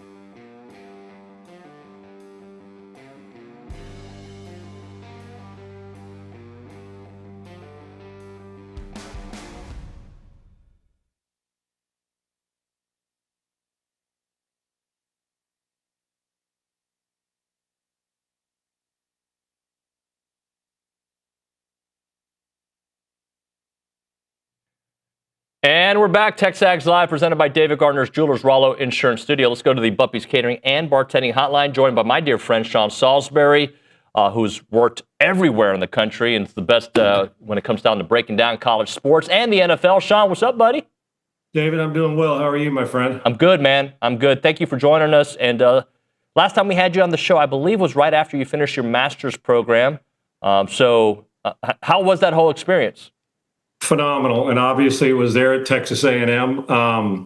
In sport marketing, I made the promise to my mom and dad when I was walking off the stage at USC with my undergrad degree. And you know how it gets in college with football, and you kind of find a little bit too much fun. I said I'm going to commit even more when I leave, when I go get my master's. So while I got it later in life, football and broadcasting kind of got in the way career did, but I promised, and I'm proud that I lived up to it. It was a great experience, phenomenal. You know, it's one thing, I went into it with a bunch of young kids that are, for the most part, there was some adults, but it's like, I don't know, what's the advantage here? Maybe my life experience, but when it came to technology and going back, like, oh my gosh, I haven't done a PowerPoint in a long time unless it's a football one, you know, talking about sports. So it was a fulfilling, it was a lot of hard work, but it was also something I'm more proud of that than I am anything that I've done in my career, honestly, just because of when I did it. And it's great competition, but I also, the students were phenomenal and some of the best professors in the world. So and sport marketing from Texas A&M is one of the best in the country. So it was great. And so while I'm a Trojan, there's a big part of me that's Aggie as well. So I'm very proud of it, but it was a lot of hard work. And I'm thinking, why am I doing this? Well, I made a promise and tried to live up to it. And I was fortunate to be able to do that. So I think my mom and dad would be proud if they were around. Sean, I'm going to brag about you because you've always been the same guy. When you were at ESPN, you were always very approachable. I would get you on the show all the time. And afterwards, you've always been the same way. Catch us up on what you're doing, because I know you have a YouTube series that you've been working on and some other things. Yeah, David, thank you. And that's, again, the best compliments I can ever get from somebody is, not that I threw a touchdown pass. Hell, I don't even remember those. I threw enough interceptions that canceled those out. But is when somebody says what you said, that friend, and hasn't changed through the ups. And I know what rock bottom looks like, too. A lot of humbling things, but, friends and family have meant the world to me. So for me, though, I guess the sustainability and the length of the, I'm 30 years into a broadcast career, and I feel like, I got 30 left because the energy never leaves, the passion. So now I'm, I was doing morning drive in Houston for a long time, and it's been 13 years, and I love this town. The fans here and the listeners have treated me phenomenal. But started the Unpaved podcast. I wanted to do something from the ground up. We all doing it on our own. Now, I'm open to anything, obviously. And there was a time in the last 2 years where I thought I want to get out of the broadcasting business completely. Not because I don't have a passion and love it, but there was also other interests I have. And I think you get pigeonholed, even with a master's degree, and I'm also a certified mediator in the state of Texas. I went through that certification, is you get pigeonholed as an athlete that's all you know. And there's a big part of me even now that said, you know what, I want to prove that I do, whether it's management or, in the oil and gas business or sales business, say, no, I love the golf apparel business or the golf business. So there's a lot of things, and I still keep that open, but this is what I do.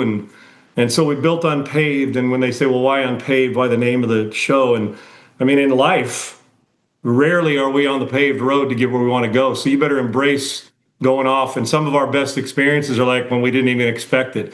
And it's the same. I'm a big golfer, and I'm rarely in the fairway, so I got to learn how to hit out of a bunker. And I rarely go to a friend and say, hey, man, I hit a 100-yard wedge shot to 3 feet. It's I hit a bunker shot out of a bunker, wrapped it around. Those are the ones you brag to your buddies about. So that's it. And we, it's sports and life. And I think we're all fatigued, Dave, by the politics, from 2020 or even earlier. Well, I don't care what side you sit on the politics, the fatigue of going on a show and having guys say stuff on TV and radio that's either politics or it's always something other than why we tuned in. And on Friday, I know my pops, when he was alive, when he came home from work, wanted to watch sports. And if he wanted news, he'd turn on the news. Not that we can't all have an opinion, but we're so fatigued. So my show Unpaved, we focus and we hit stuff hard. Women's biological men and women's sports has become a big topic. So you got to hit it because it's sports related. But I try to give them some respite from the beat down of fatigue and just not overwhelming with X's and O's. We all like that, but just good opinion without, I never say anything I don't believe. And that's kind of bothered me over the last decade or so of where we've gone. I think fans deserve to hear the truth and transparency, whether we agree or not. And people think if you disagree, you're supposed to hate. And I don't believe that. So we built Unpaved, and it's really started to, there's a lot of traction. We've been on for a little over a year and a little less than a year with this current team. And I love it. I love the fact that it's a grind. And when you say grind, hell, my dad was a blue collar. I'm talking about the grind to get following and to go out and build it, organically. And then the big thing too is coming down. I've corralled 2 other guys under the Unpaved YouTube umbrella, and I can't say anything about yet who they are. But the 3 shows will be so different. The one that's coming on, it'll be the best storytelling. If you're not geared for storytelling, or if you're faint of heart, don't apply for this one. And it's good. People have been trying to corral this guy for 30 or 40 years, and he's a great friend. You're going to love it. The other one is a name that everybody in the country knows and been a dear friend of mine a long time, and you're going to get a great mix of both NFL and college, and it'll be a great show. So both of them in August should be introduced. We're just finalizing a few details advertising-wise. And so I'm excited about that, and hope people will listen. Both of those will be on YouTube as well.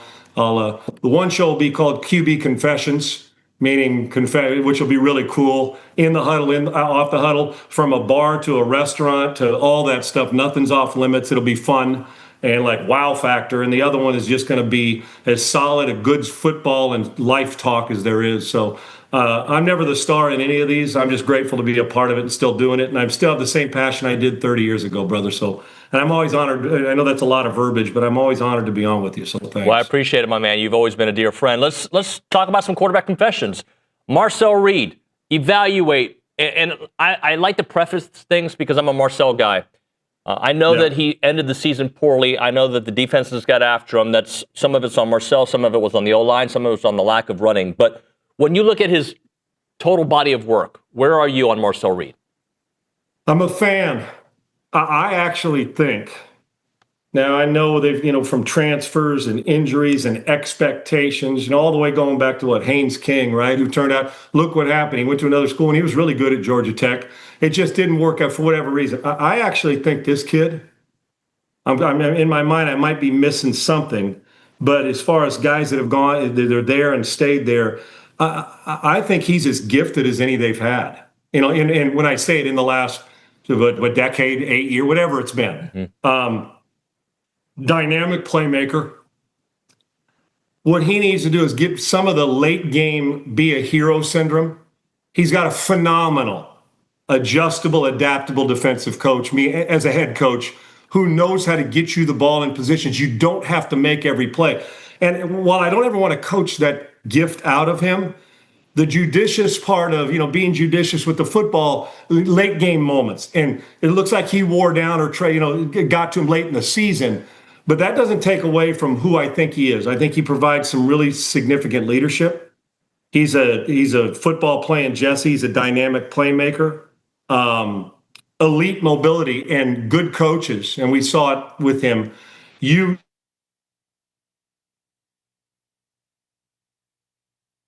want to make sure they can still beat the natural ability. We don't win championships in college or the NFL by being a guy who's escape first, pocket second. We just don't. Now, if you're Josh Allen or Marcel Reed's gifts, and you can still be patient enough to throw people open and be anticipatory from the pocket, but when it breaks down, there's going to be 8 or 10 plays a game every game, more in college because you have more plays, they play faster, where you just got to be a football player. Throw it away, throw it to your mom or dad in the stands, take a sack at midfield and punt it away. And if he can get to that point now with all this experience he's gathered and not have to be a hero, they got weapons and they got a defense that will get them the football and they adapt. I think that you're looking at an elite playmaker. Just be smart with the football late. And when you look at the SEC, we can go up and down. Look at some of the veterans that are coming back. Mateer at Oklahoma, Levitt, although he's going to LSU, Gunnar Stockton, Arch Manning, Trinidad Chambliss.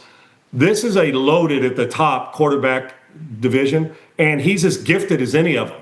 It'll come down to what decisions he makes late in the game and realize he doesn't have to be a hero. His natural ability will take him places that, guys that were pocket guys like me just couldn't do outside the pocket. Now, wish you could, but after 2 injuries, I couldn't. He's got that. So patience, and you don't have to make every play by yourself. A&M's got a chance to be in the playoff, and they are obviously a nationally ranked defense, and they will dominate you on third down. I love the coach, and they've got plenty of playmakers on offense, and it'll be dictated if where they go is where Reed's going to take them because I know what the defense provides. Sean, in your playing day, college, pro, or maybe just as a broadcaster, do you know of offensive lines that were brand new, basically? A&M's got 4/5 of their offensive line that's going to be brand new, that they figured it out to be national championship, Super Bowl type contender, or is there always going to be this transition period? There is a transition period, and a lot of that on the mental side takes place in the offseason, David. I know that people think you just line up in September. We all do. Oh, man, what'd they do? But I think a lot of it. Now, that doesn't mean if you missed one workout in March that you're out. They used to do this with Tony Romo. No disrespect to Tony, who's been in the news recently, but as a player. And you remember, Dave, when Tony'd go play golf in March, and throw an interception in September. Oh, if he wouldn't have played golf that day, that's not the way it works. They have lives to live. But as an offensive line, I've said this a million times, and I still believe it. We always hear quarterback receiver timing and being on the same page. Well, in truth, a curl is a curl is a curl. A flat's a flat's a flat. To me, the greatest group that has to be in unison. If one receiver runs a wrong route and I got a smart quarterback or he sees a guy slips, he comes inside, gets the second and third progression to get it to somebody else and tees it up another play. If I'm great with 3 guys and 2 guys are just off that day, or 4 offensive linemen and one's on the wrong page or mentally doesn't know who to block or communicate with those guys, you have no shot. That's what happens. So the unison of 5 cats and mix in a tight end up front or a back blocking out of the backfield. But those 5 dudes are so important. And I know we say that, but we're so engaged and caught up in the perimeter stuff. As a player, I can tell you this. If those 5, and I was fortunate to play with guys at SC like Bruce Matthews, we know all about his A&M connections, and Roy Foster and Don Mospar, all first-round picks. In Minnesota, Gary Zimmerman and Randall McDaniel, who are both in the Hall of Fame. But the other 3 guys that weren't stars were really good, and they were all in unison. So there is a learning curve, but I think a lot of the mental part takes care of in verbiage and studying in the offseason, and then you just got to coach it. I'm going to tell you what I love, though. Even though they lost a lot, and this is they're going to have to revamp it and retool this offensive line. They just are. And it's going to be a big part because as a quarterback, back to Marcel Reed, what happens is with a new line, until you gain trust, David, what's the initial thing you do? You bail to your strength. Like, oh my gosh, and you bail early because you're still learning, oh, that guy that crosses your face, that guard's going to step out and get him. But until you trust that, you lean on what you do great, and we know about Reed's physical ability and athletic talent. So you got to gain that trust, and it's hard from the offseason to now when you're putting in new bodies, when you lost a great deal of them up front like A&M. But once you do that, and here's why it's important. Even with my guy Sumlin and my guy Noel Mazzoni going back, this is as physical of a Texas A&M team. I mean, year in and year out. They used to start fast and finish because physically they couldn't keep up with the SEC in the end. They had trouble doing it, even with all those great athletes. Well, there was a shift in mentality.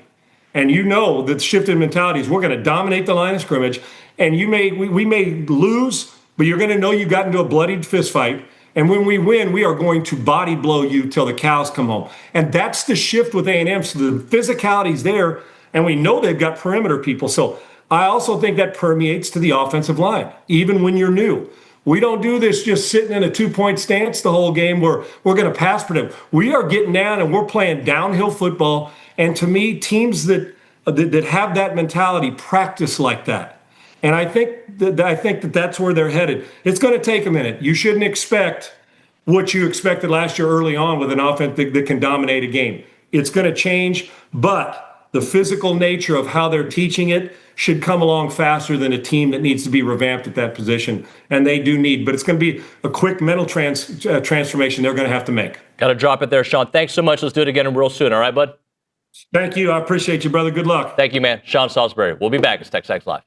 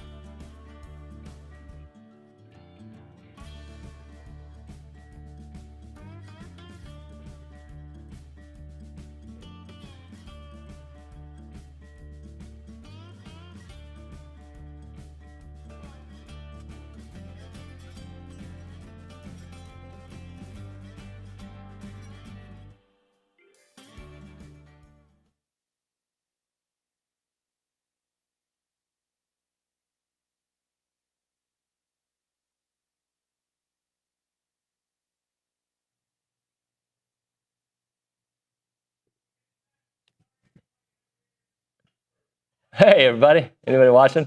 I thought we didn't have any time for a segment. You know what I'm saying? By the way, the reminder, the final segment of the program is brought to you by Double Dave, just at 10:50. But right now, caller number 12, 979-693-1150. We're going to hook you up with your choice of a dozen pepperoni rolls or a large one-topping pizza from Double Dave's. They've been serving Aggieland since 1984 with your favorite pizza. And, of course, those world-famous pepperoni rolls. Reliable in-house delivery, bringing piping hot goodness straight to your door. Just click on doubledaves.com, and your favorites are on their way. I promise a little football this segment. Football, football, football. There you go. We'll have a lot more, I promise, in the 10 o'clock hour.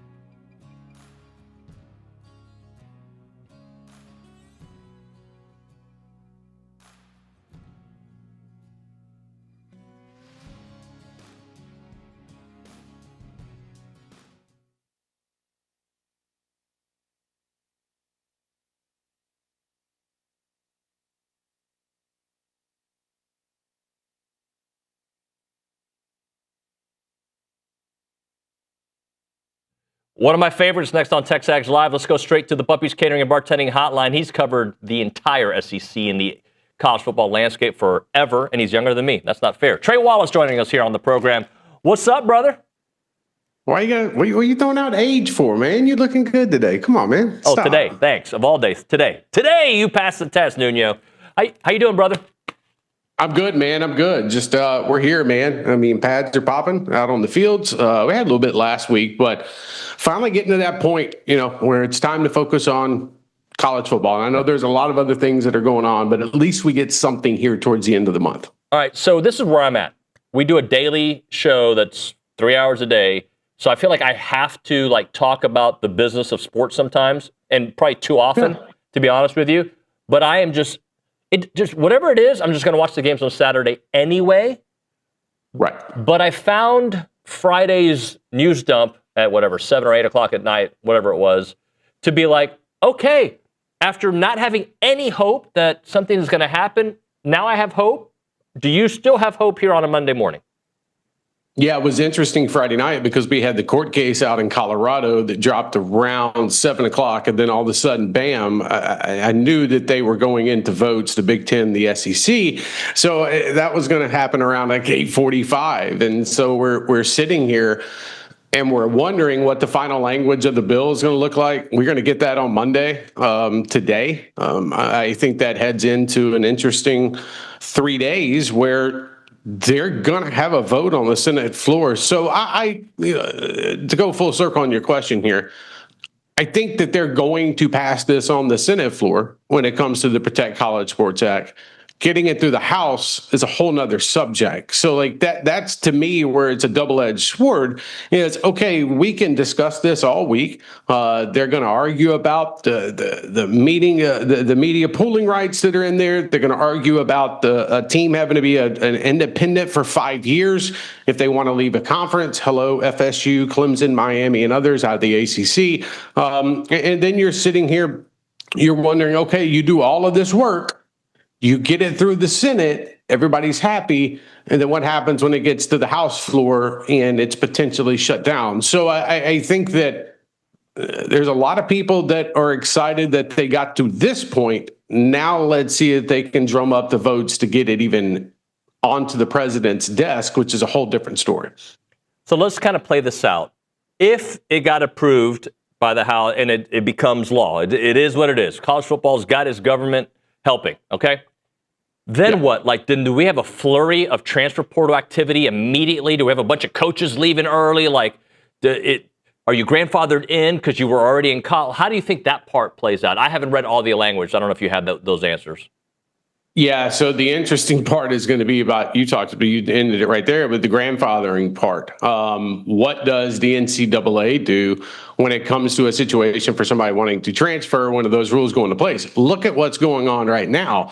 Because of the 5-year rule, 5 and 5, they did not establish the 2022 class, so everybody's up in arms and freaking out because of a ruling in Colorado. To me, it's almost as if with Congress, because mind you, this is going to be they're going to govern this at the federal level. Now they're going to give power to the NCAA and they're going to protect them so they're not in the courtrooms all the time. But to even get to that point is going to take year and a half. You can sign it into law. It doesn't go into effect immediately.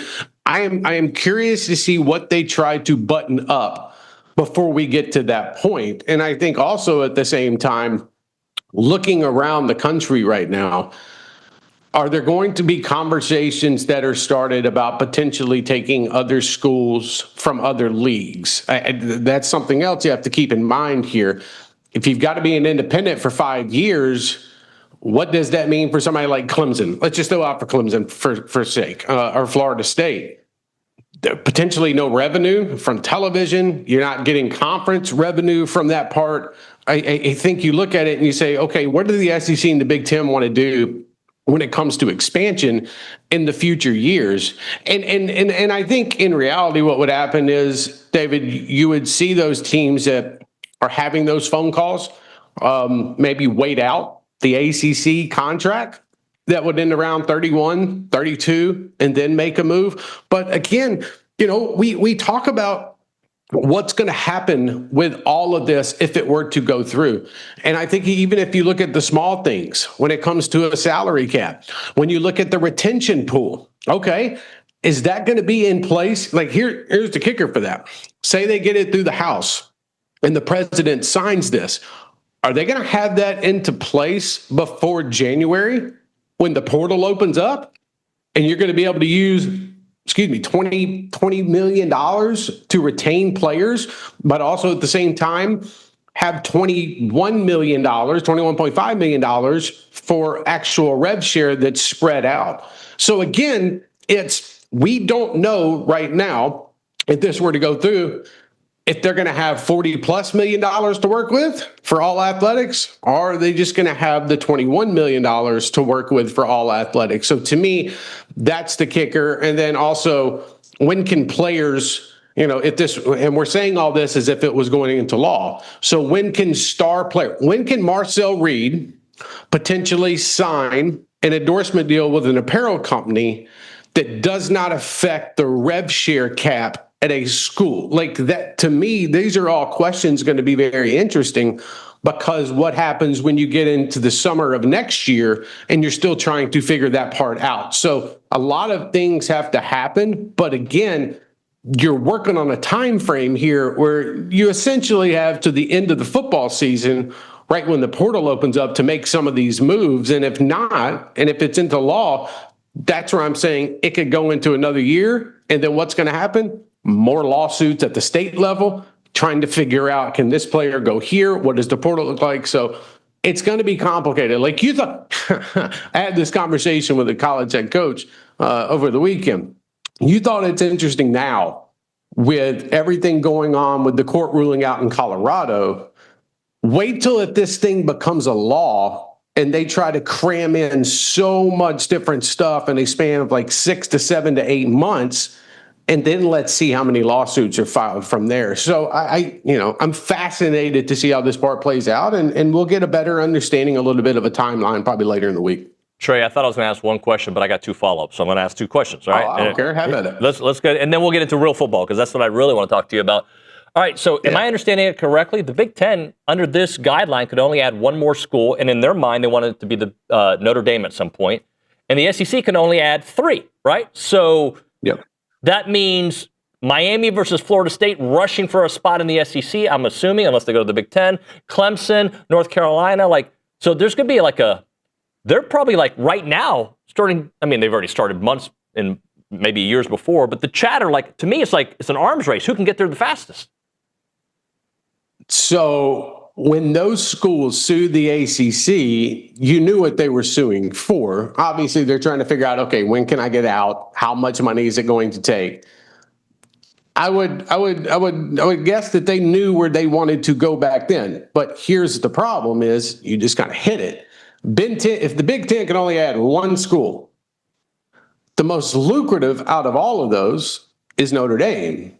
But Notre Dame seems to be pretty happy right now as an independent with the money they're making. Now, they can make, in my opinion, a lot more money if they were to join a conference like the Big Ten. It's not going to be the SEC. Notre Dame, in my personal opinion, not joining the SEC. But then you look at the others. Let's just say Miami, Florida State, North Carolina.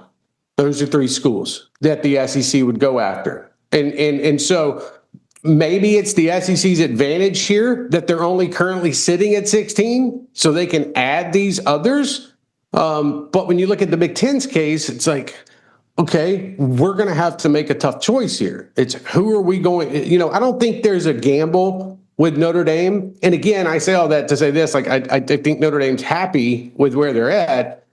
But I think at the same time, the other schools are going to be interesting to me, because if you're only allowed to get 3 for the SEC, you better pick the right ones. And I think at the end of the day, North Carolina would be one of those, just straight in general.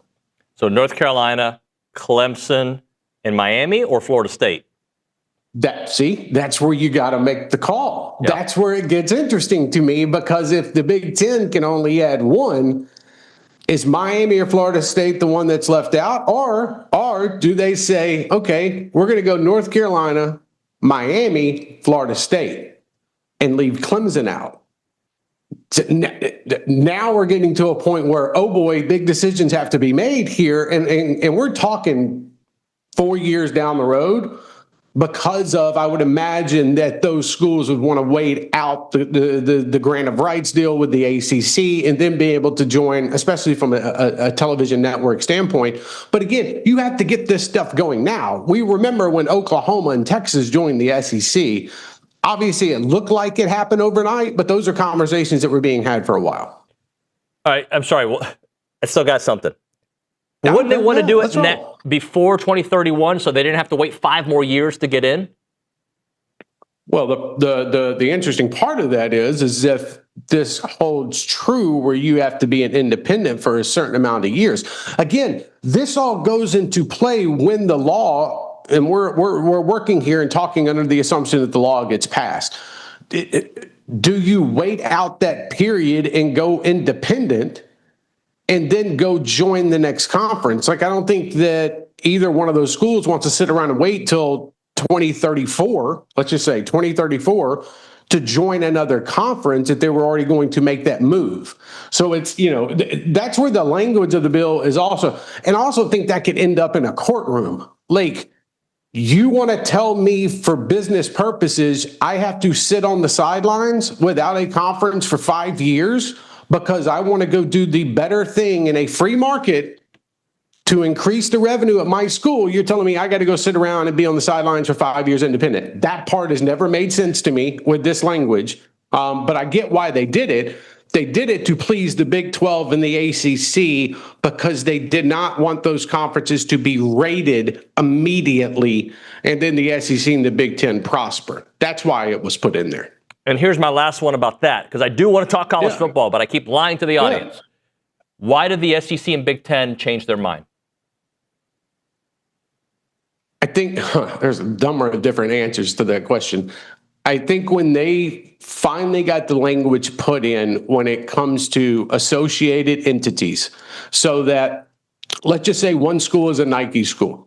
Okay, you are now able to go out and even though you have to report the number, you can have your star quarterback go sign a $5 million deal with an apparel company and not have to worry about that being added to what's going on in general when it comes to your funds for a rev share, when it comes to, because you got to remember also they've thrown in the $20 million to retain players.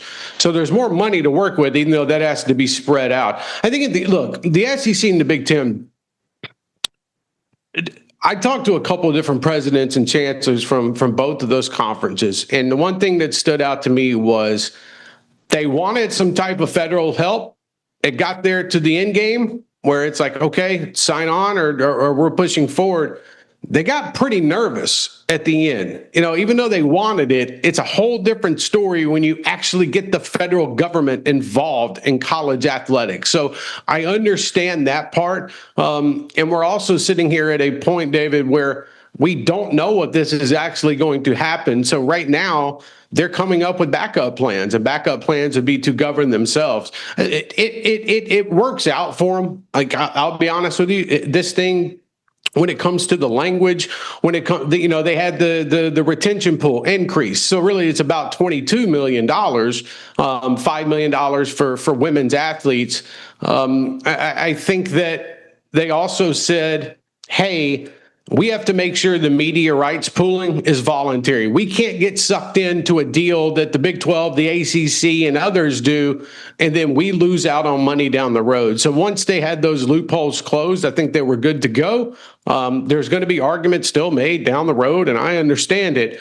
But I think for right now that they were ready for some type of federal help. And I also don't buy the conspiracy theories that just because the Colorado judge did what she did on Friday night, that gave the NCAA ammunition to get people over to the finish line. Talking to Trey Wallace here on TexAgs. All right, Trey, so football-wise, it feels like 3 months ago, but it was just 8 days ago that I got back, or whatever it was, 10 days ago, and I got back from SEC Media Days. What was your big takeaway? Man, I mean, you can go a couple of different ways. It felt like the aura about Alabama, that I did not feel it at all. And maybe that helps Kalen DeBoer. In no way am I saying flying underneath the radar here, okay? But it's surprising to me that it's kind of shifted away, and it just didn't feel like it, man. When Alabama walked into the room, it just didn't feel like it. And I think that, again, that works out into their favor. I think that for everything that we're building into the Ole Miss versus LSU game on September 19th, it's like, okay, they have to remember they have games after that. The season doesn't end on September 19th. You know, Texas A&M is going to be awaiting LSU. Florida is going to be awaiting Ole Miss. Like that's not the end of the day. Like, I get it, and I understand the fans' perspective and us and the media that do it, but the season marches on. I look at this overall. It's the Longhorns. There's a lot of pressure on Steve Sarkisian this year. He said it. Look, he said the semifinals aren't good enough. That's fine. But Steve Sarkisian and the Texas Longhorns better be in the semifinals this year. No more excuses from Texas. They got everything they wanted when it comes to the transfer portal, when it comes to how much they spend on their roster, the quarterback situation, wide receiver, on the defense. He brought in Will Muschamp. No more excuses for Sarkisian. He's got to do it this year. I'm not saying win a national championship. In my opinion, I'm saying make it to the semifinals, because we never know what can happen when you get to the Final Four teams in the country. But we're at that point now where you have to take that step. And I think if they end up with 3 losses, I start to wonder, are folks in Austin, Texas, like, okay, if he couldn't do it with this squad, he's not going to be able to do it with any squad. So that part to me also stood out. And then I think a lot of people are underestimating what Marcel Reed and Texas A&M can do this year. I'm not saying that because I'm sitting here on TexAgs. I've preached that for the last 5 or 6 months.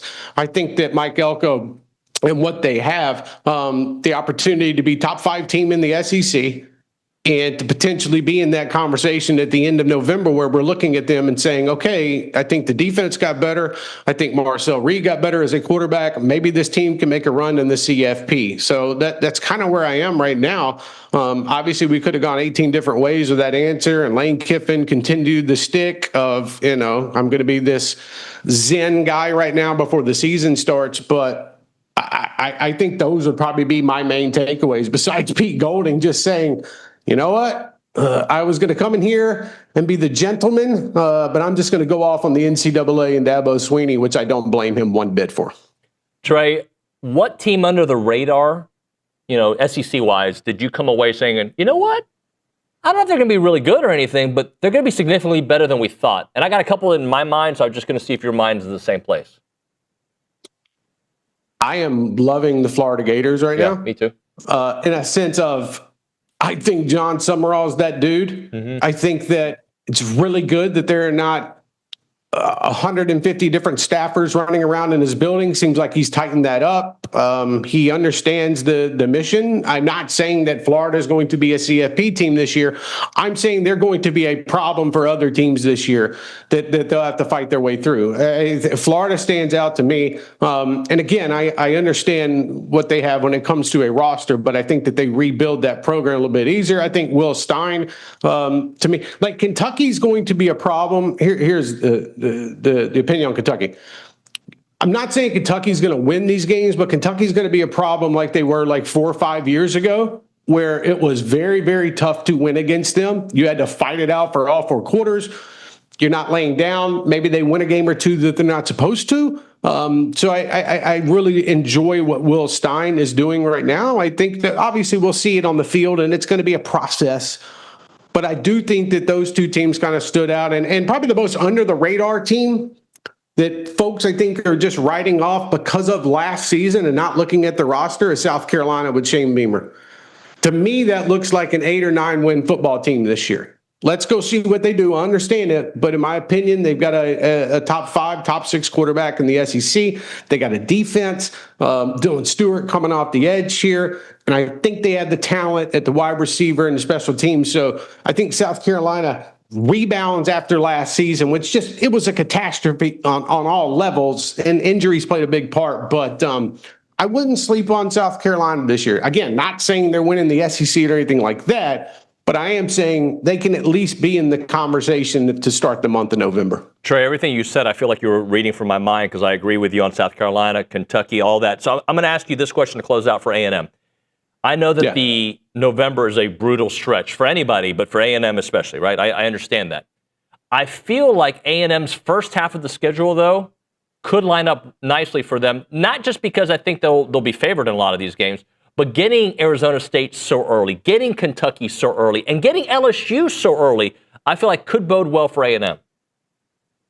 Look, I mean, I look at September 28th. Like, to me, it's Missouri State win, Arizona State win, Kentucky win, and then you got to go to Baton Rouge, and then Arkansas obviously is right after that, which that should be a win. That LSU game essentially will set the tone. But again, I go back to what I said a second ago. What if LSU comes off a loss in Oxford? And they're having to. I know that game is in Baton Rouge, and that's great. But again, how much are you putting in? I think it probably it means a little bit more to Ole Miss in a different way compared to LSU. So what I'm saying is, how much gas are they giving out in Oxford, and then having to come back and play a very, very talented Texas A&M team? So to me, it sets up for a 5-6-0 stretch right there if they catch LSU. So, this could be something for the Aggies this year. I understand the back half of that schedule, but it's all about getting off to a hot start. And I think what they have with Marcel Reed leading the way this year, I think Mike Elko has done a really good job of delegating things.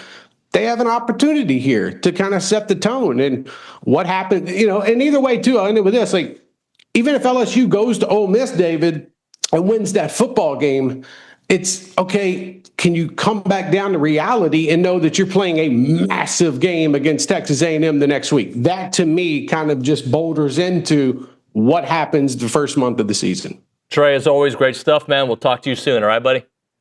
Look forward to it, man. Have a great week. You too. Trey Wallace there on the Buppy's Catering and Bartending Hotline, one of my besties. He's great at what he does. We'll hit a break. When we come back on TexAgs Live, a short segment before we talk to Trayveon Williams. Right now, when it comes to your money, you want somebody who gets this community. You want somebody who gets your time, your efforts, all the good things. And a Guaranteed Bank and Trust, you're talking about local decisions by local people who are going to treat you like a community bank, because that's what they are. Guaranteed Bank and Trust. They've got a market president, Brandon Sears, who's an Aggie right here in town. He chose to keep his roots right here in Aggie land, and they got 3 awesome locations here. But you'll find them all over Texas. Community banking means your loan doesn't get shipped off to some other committee or 2 states away. It means the person approving your mortgage is right there. You'll see them there at the grocery store. They support local business. They have financial education, home ownership, and nonprofits right here in your backyard. 33 awesome locations, DFW, Houston, you name it, all over the place. Stop by one of the 3 Bryan College Station locations or visit the website, GNTY.com. That is GNTY.com. It is Guaranteed Bank and Trust, a division of Glacier Bank. Member FDIC, equal housing lender.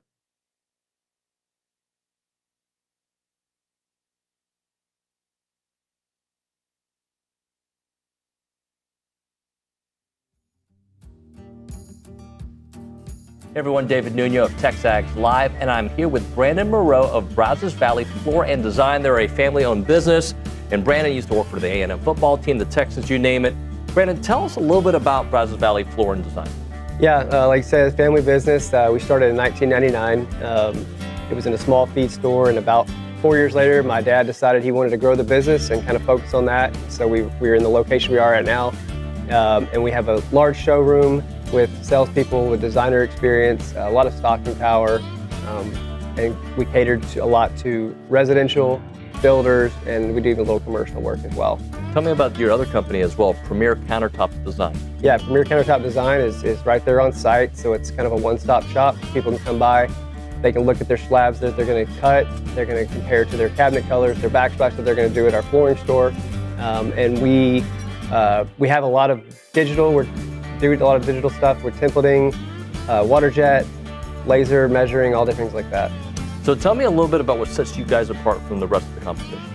I think just being here in the community for 27 years in business, and our vendors that we have the relationships with, the pricing we can get because of how much we can buy in stock and things like that. And then as far as the countertop business, it's just the way we can be precise with what we do.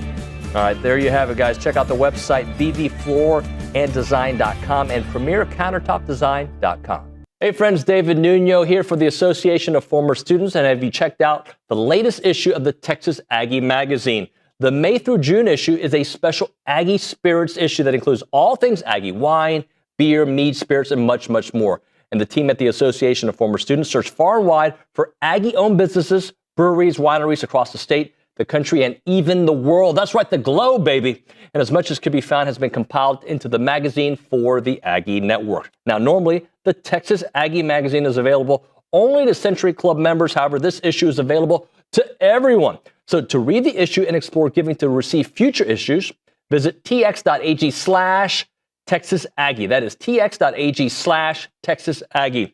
Again, don't miss the special Aggie Spirits issue of the Texas Aggie to explore all things Aggie: wine, beer, mead, spirits, and much, much more. It is tx.ag/TexasAggie. Check it out.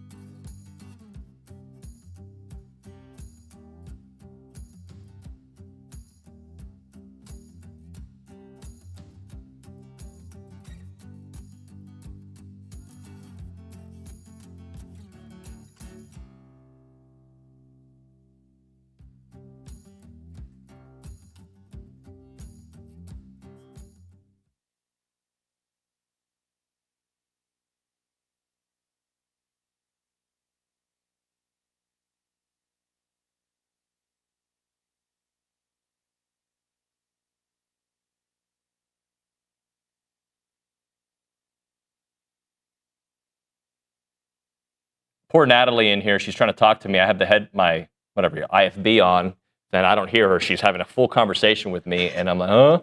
But then earlier, I didn't have my IFB on, and I didn't know we were back on the air. So you can't win, Kaylee Dreyer, but you can win with coaching rankings. I do have CBS Sports coaching rankings. I have their SEC coaching rankings and all of Power 4 rankings. So I'll start with SEC. I want to guess. Okay. Sorry, I did that like Kylo Ren. Go ahead. I'm going to guess Elko. Why am I yelling? Elko is 4 in the SEC. He is 5. Okay. Can you guess the 4 above him? Okay. Lane, Kirby, Sarkey, and you don't like Sarkey? Trying to think. Who would be ahead of him other than those 3? I'm trying to think. Who am I missing here? Who is it? Kalen DeBoer. I wouldn't put it. Well, Kalen DeBoer has been to a national championship game. Okay, that's fine. I would say the stock feels higher for Elko, but yes, based on what he has done so far in his career, I can accept that for their list. So what would you say his national rank is? 9th. Try again. 12th. 14th. Who's ahead of him? I'll tell you when to stop and tell you that that's a stupid list. Go ahead. Well, Kirby is number 1 in the SEC and ranked number 2 nationally. And Sark is number 6 nationally. Kalen DeBoer is 8 nationally. And then Lane Kiffin is number 9. Okay, but who are the other people from other conferences that aren't as good as Elko ahead of Elko? Number 1, well. Cignetti's fine. He's got a national championship with Indiana. Okay, Cignetti is 1. Yeah. Kirby Smart 2, Ryan Day 3. Okay, national championship. Marcus Freeman 4. Been to a national championship. Dan Lanning. Consistently in the playoffs. Steve Sark. He's been to the Final Four of the playoffs twice, so he gets that, and they've won the head-to-head. Mario Cristobal. They beat A&M last year. I think he's had a longer leash, but I can understand that for this list. Okay. We said Kalen DeBoer and Lane Kiffin. Kyle Whittingham. I wouldn't put him ahead of Mike Elko, but I understand he gets a bump up. Dabo. He's got 2 national championships. He's one of those that the stock feels like it's really going off a cliff, Jimbo-esque. I hope he figures it out because I like Dabo a lot, but I would disagree. This next one's a little bit interesting to me. Kalani from BYU. I wouldn't put him ahead of Elko. Elko's made the playoffs in the SEC, but whatever. Fine. James Franklin from Virginia Tech. Ahead of Mike Elko? He's 13 and Elko is 14. Now that's a stupid list. I think James Franklin is a really good quarterback. I mean, coach. Very good coach. But they had a terrible year. Mm-hmm. He got fired by Halloween. So no. Has Mike Elko been fired? No. No. Does Mike Elko coming off a playoff? So no, that list is stupid. Okay. I'm mad at them. Anybody in particular from CBS to be mad at, or just them as an entity? No, just them. Okay. The entire organization. Mm-hmm. Enemies to me, unless they're looking at the show right now and they think, hey, I like your content. Right now, we're talking about some companies are proud of where they started, and that's Paragon Financial Advisors. They're proud of what they've done. They continue to call home. Aggie owned and operated. Paragon was built in Aggieland and today serves clients nationwide. They have personalized financial planning and investment management. While their reach has grown across the country, their values have not changed. Integrity, relationships, putting clients first. So whether you're planning for retirement or helping your family build generational wealth or preparing your business for the next chapter, Paragon is committed to helping clients make confident financial decisions with long-term perspective. Discover what makes Paragon different at paragon-adv.com. Paragon Financial Advisors, built in Aggieland, serving clients nationwide.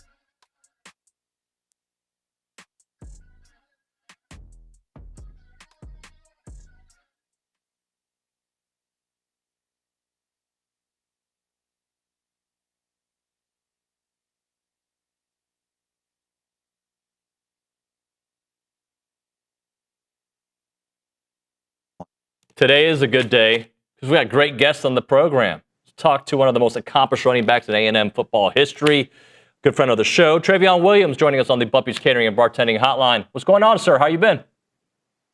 Man, how we doing, man? Thanks for having me. Thank you for joining the show. So let's catch up. You're living in Katy now?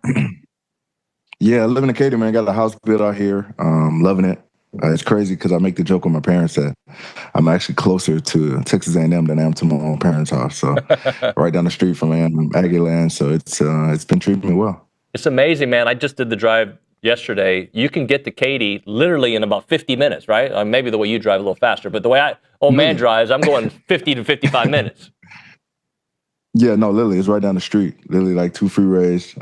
It's like I feel like I'm right there. Then I'm on 6, and then I'm cruising in the Aggie land. So it's been treating me well. If I ever need to get back, it's a hop, skip, and a jump. So I can't complain at all. So catch us up. Talk about this transition in life. What's going on? What are you working on? Yeah. So obviously still doing in year 8. Still trying to keep it going. Was in negotiations with going back to Cleveland, kind of start out a little bit. So all I can do is just stay ready right now, just training and stuff, and waiting for that call. But in the business world, man, I'm big into development stuff, man. I've been loving this real estate stuff. I have a development company called Williams Rural Development, Inc., and I've been doing residential commercial development stuff, and I've been finding so much joy in it. And I always love the business stuff. Like, I love football. I love everything about it. But, during the off season, I take that football hat off and I put that business hat on. So been enjoying that, and that's been taking the bulk of my time, being a dad. Just being a family man, enjoying the family, taking care of life, and just enjoying every step of it, man. Can't complain at all if I wanted to. Yeah, well, Trayveon, I think it's interesting you're at this point in your career where you can keep playing and still play at a high level. You can go down the business path. How do you stay ready? Because I know training camp, some people need it. You strike me as the kind of person that you stay ready. Absolutely. Yeah, it's crazy, man. It's just, when you look at it, it's year 8. It's crazy where the time goes. So it's like, it's not my first rodeo. So I know absolutely the ins and outs. I know what I need to do to keep my body ready. And the thing is, you got to be ready so you don't have to get ready, because that call can come at any moment in time. And, so I just got to be able to do the things necessary so I know that my body can fire on every cylinder, when I'm ready to step in there and make that play, make that thing. So whenever that comes, it comes. But just making sure every single day I hone in on the things that my body needs, mentally, physically, emotionally. So when I'm ready, I can go out and do it at a high level. I know you've said it on the show before, but do you remember what the biggest deciding factor was why you picked A&M as a high school kid? Yeah, man, it just never grows old, man. It's crazy because throughout that process, they always spoke about the Aggie network. And it's like now actually being in the Aggie network and connecting with so many influential Aggies and people that really helped allow me to take my next step within the business world. And I've met so many genuine good people. Just for example, I just went to the Aggie Real Estate Summit that they just had a couple weeks ago. But just an opportunity like that to connect with some of the top Aggies in the real estate world. And you get to really just see, like, okay, this Aggie network is something you could really use, because it's not what you know, it's who you know. And just understanding that and allowing that Aggie network to really help me make that next step. And that was just something that was, preached to me throughout the recruiting process, and being able to live it out now. I always say, man, Texas A&M was the best decision I ever made in my life, and I wouldn't regret it for the world. When you were coming up, A&M was known as a sleeping giant. We hope we're past that. So kind of talk about the journey of, helping set a foundation for your time at A&M, and then what Coach Elko's trying to do with this group. Absolutely. It's all about building stones. It's all about those pillars and those foundational things. And then you just got to continue to build on them. I feel like we did a good job when I was there, start to build that foundation. And Elko was a part of that. So Elko was there building that foundation as well with the defense when he was a defensive coordinator when I was there. So I had great respect for him in that regard there. And we used to have many transparent conversations about football, life as men, and he's an amazing guy. And when they made that hire to get him back, I was extremely excited because I knew the man he was, and I knew the leader he was. And when we were there, Jimbo gave him the freelance and the opportunity to be the head coach of that defense, and how he ran that defense and how he had those guys honed in. I knew that he was a leader. So when he went down to Duke and had the success that he had, it was no surprise. So being able to get him back, I was extremely excited about that. And I feel like Aggie really fits him. I feel like he's what we need to move forward and to be able to be successful. And it's no surprise why they had the success that they did last year and with being able to go as far as they did with the college football playoff. But that's just the foundation of what he's building. And I had the opportunity to go speak to those guys a couple of weeks ago as well, speaking on some NIL stuff and just speaking, heart to heart. And I had some real, was having a conversation with those guys, and every single person that was in that room, they were locked in. And you're just speaking about, what was the necessary things for you guys to be successful. And I was telling them, it's like, it's not about the coaches. It's not about the foundation. It's not about the 12 man. It's honestly about you guys in this room, because nobody else can come save you. And just to see the type of guys that they recruited, I'm excited about the direction that they're going. And they embrace their role. They embrace who they are. They embrace the 12th man to represent them the right way. So I'm excited about the leaders that they have in that room, and I'm excited about the direction that they're going. Trayveon, you've had pocket passing quarterbacks. You've had mobile QBs. Let's talk about Marcel Reed and his growth. What do you expect to see from him this year? I'm extremely excited about Marcel. I got to have some good conversation with Marcel as well, and I love his mental space. And I seen some stuff he was talking about that he was saying that he's in a completely different space now than he was last year. And just to see his jump that he made from the year before to last year, to see the things that he was doing, the plays that he was making, and I'm excited for him not to have left, for him to stay here, trust the process, trust Elko, allow him another year to grow and really see the success that he can have. And I hope that I hope he has a great year, and I know he will have a great year. But just to see how he can be a pocket passer, he can stand in the pocket, make that throw, take that hit. He's a tough guy, but also be able to use his legs. Like, that's the most pivotal aspect of a mobile dual threat quarterback, is to be able to use your legs in a standpoint where you can't be able to be a pocket passer. But he's a great leader, great guy, and I'm excited to see what he brings to this offense, and hopefully can get him a Heisman, man. Hopefully can bring him back one of them old Johnny Manziels.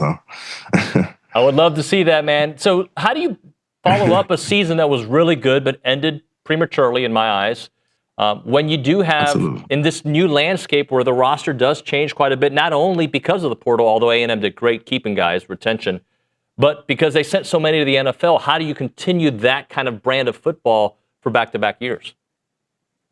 Oh, absolutely. It's all about foundation. It's all about building up.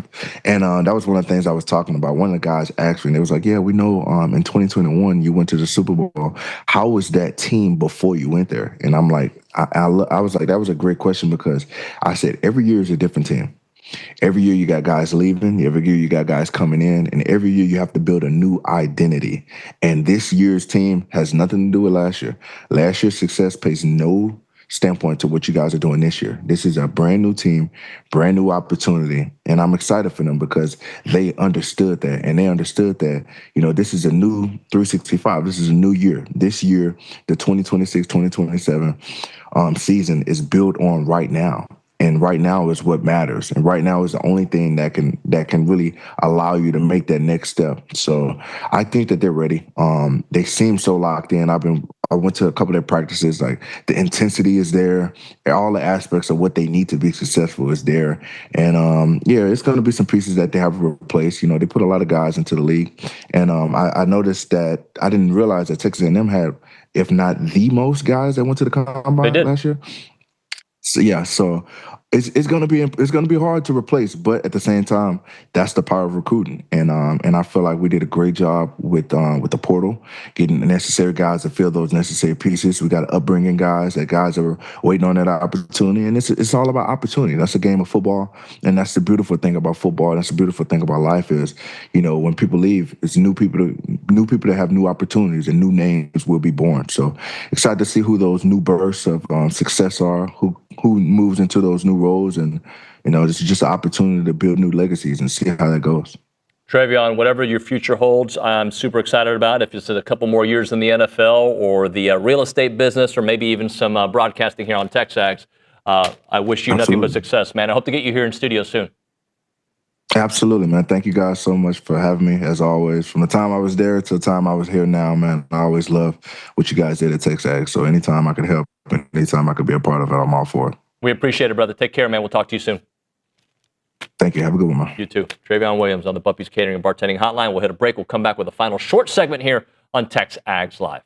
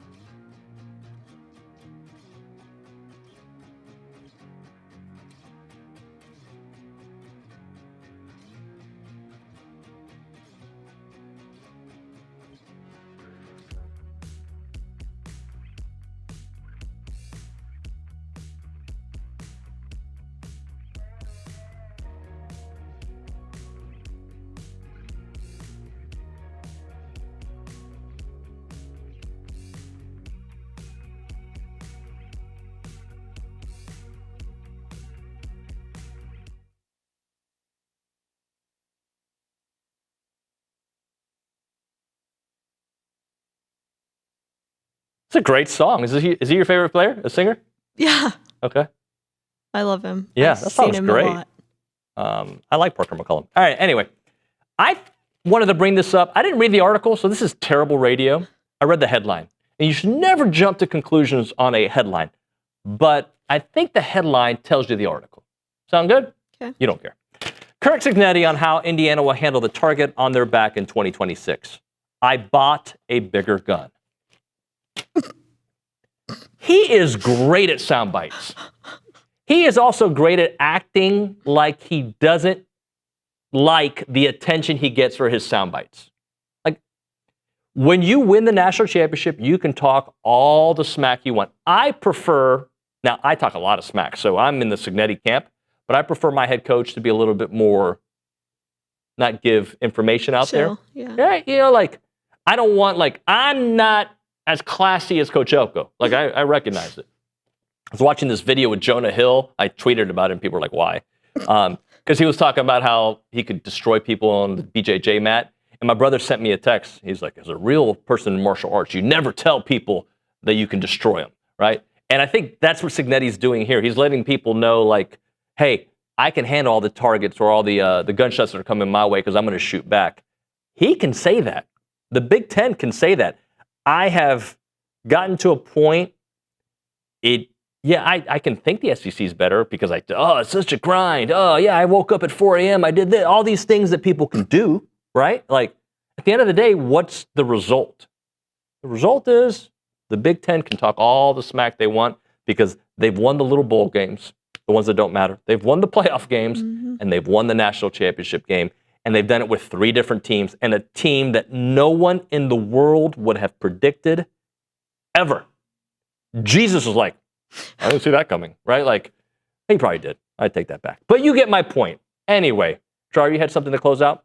Yeah. Well, I do want to say that I'm banking on this year that's going to change. And it's not going to be a Big Ten team that wins the national championship. Oh, it's going to be who? The SEC. Okay.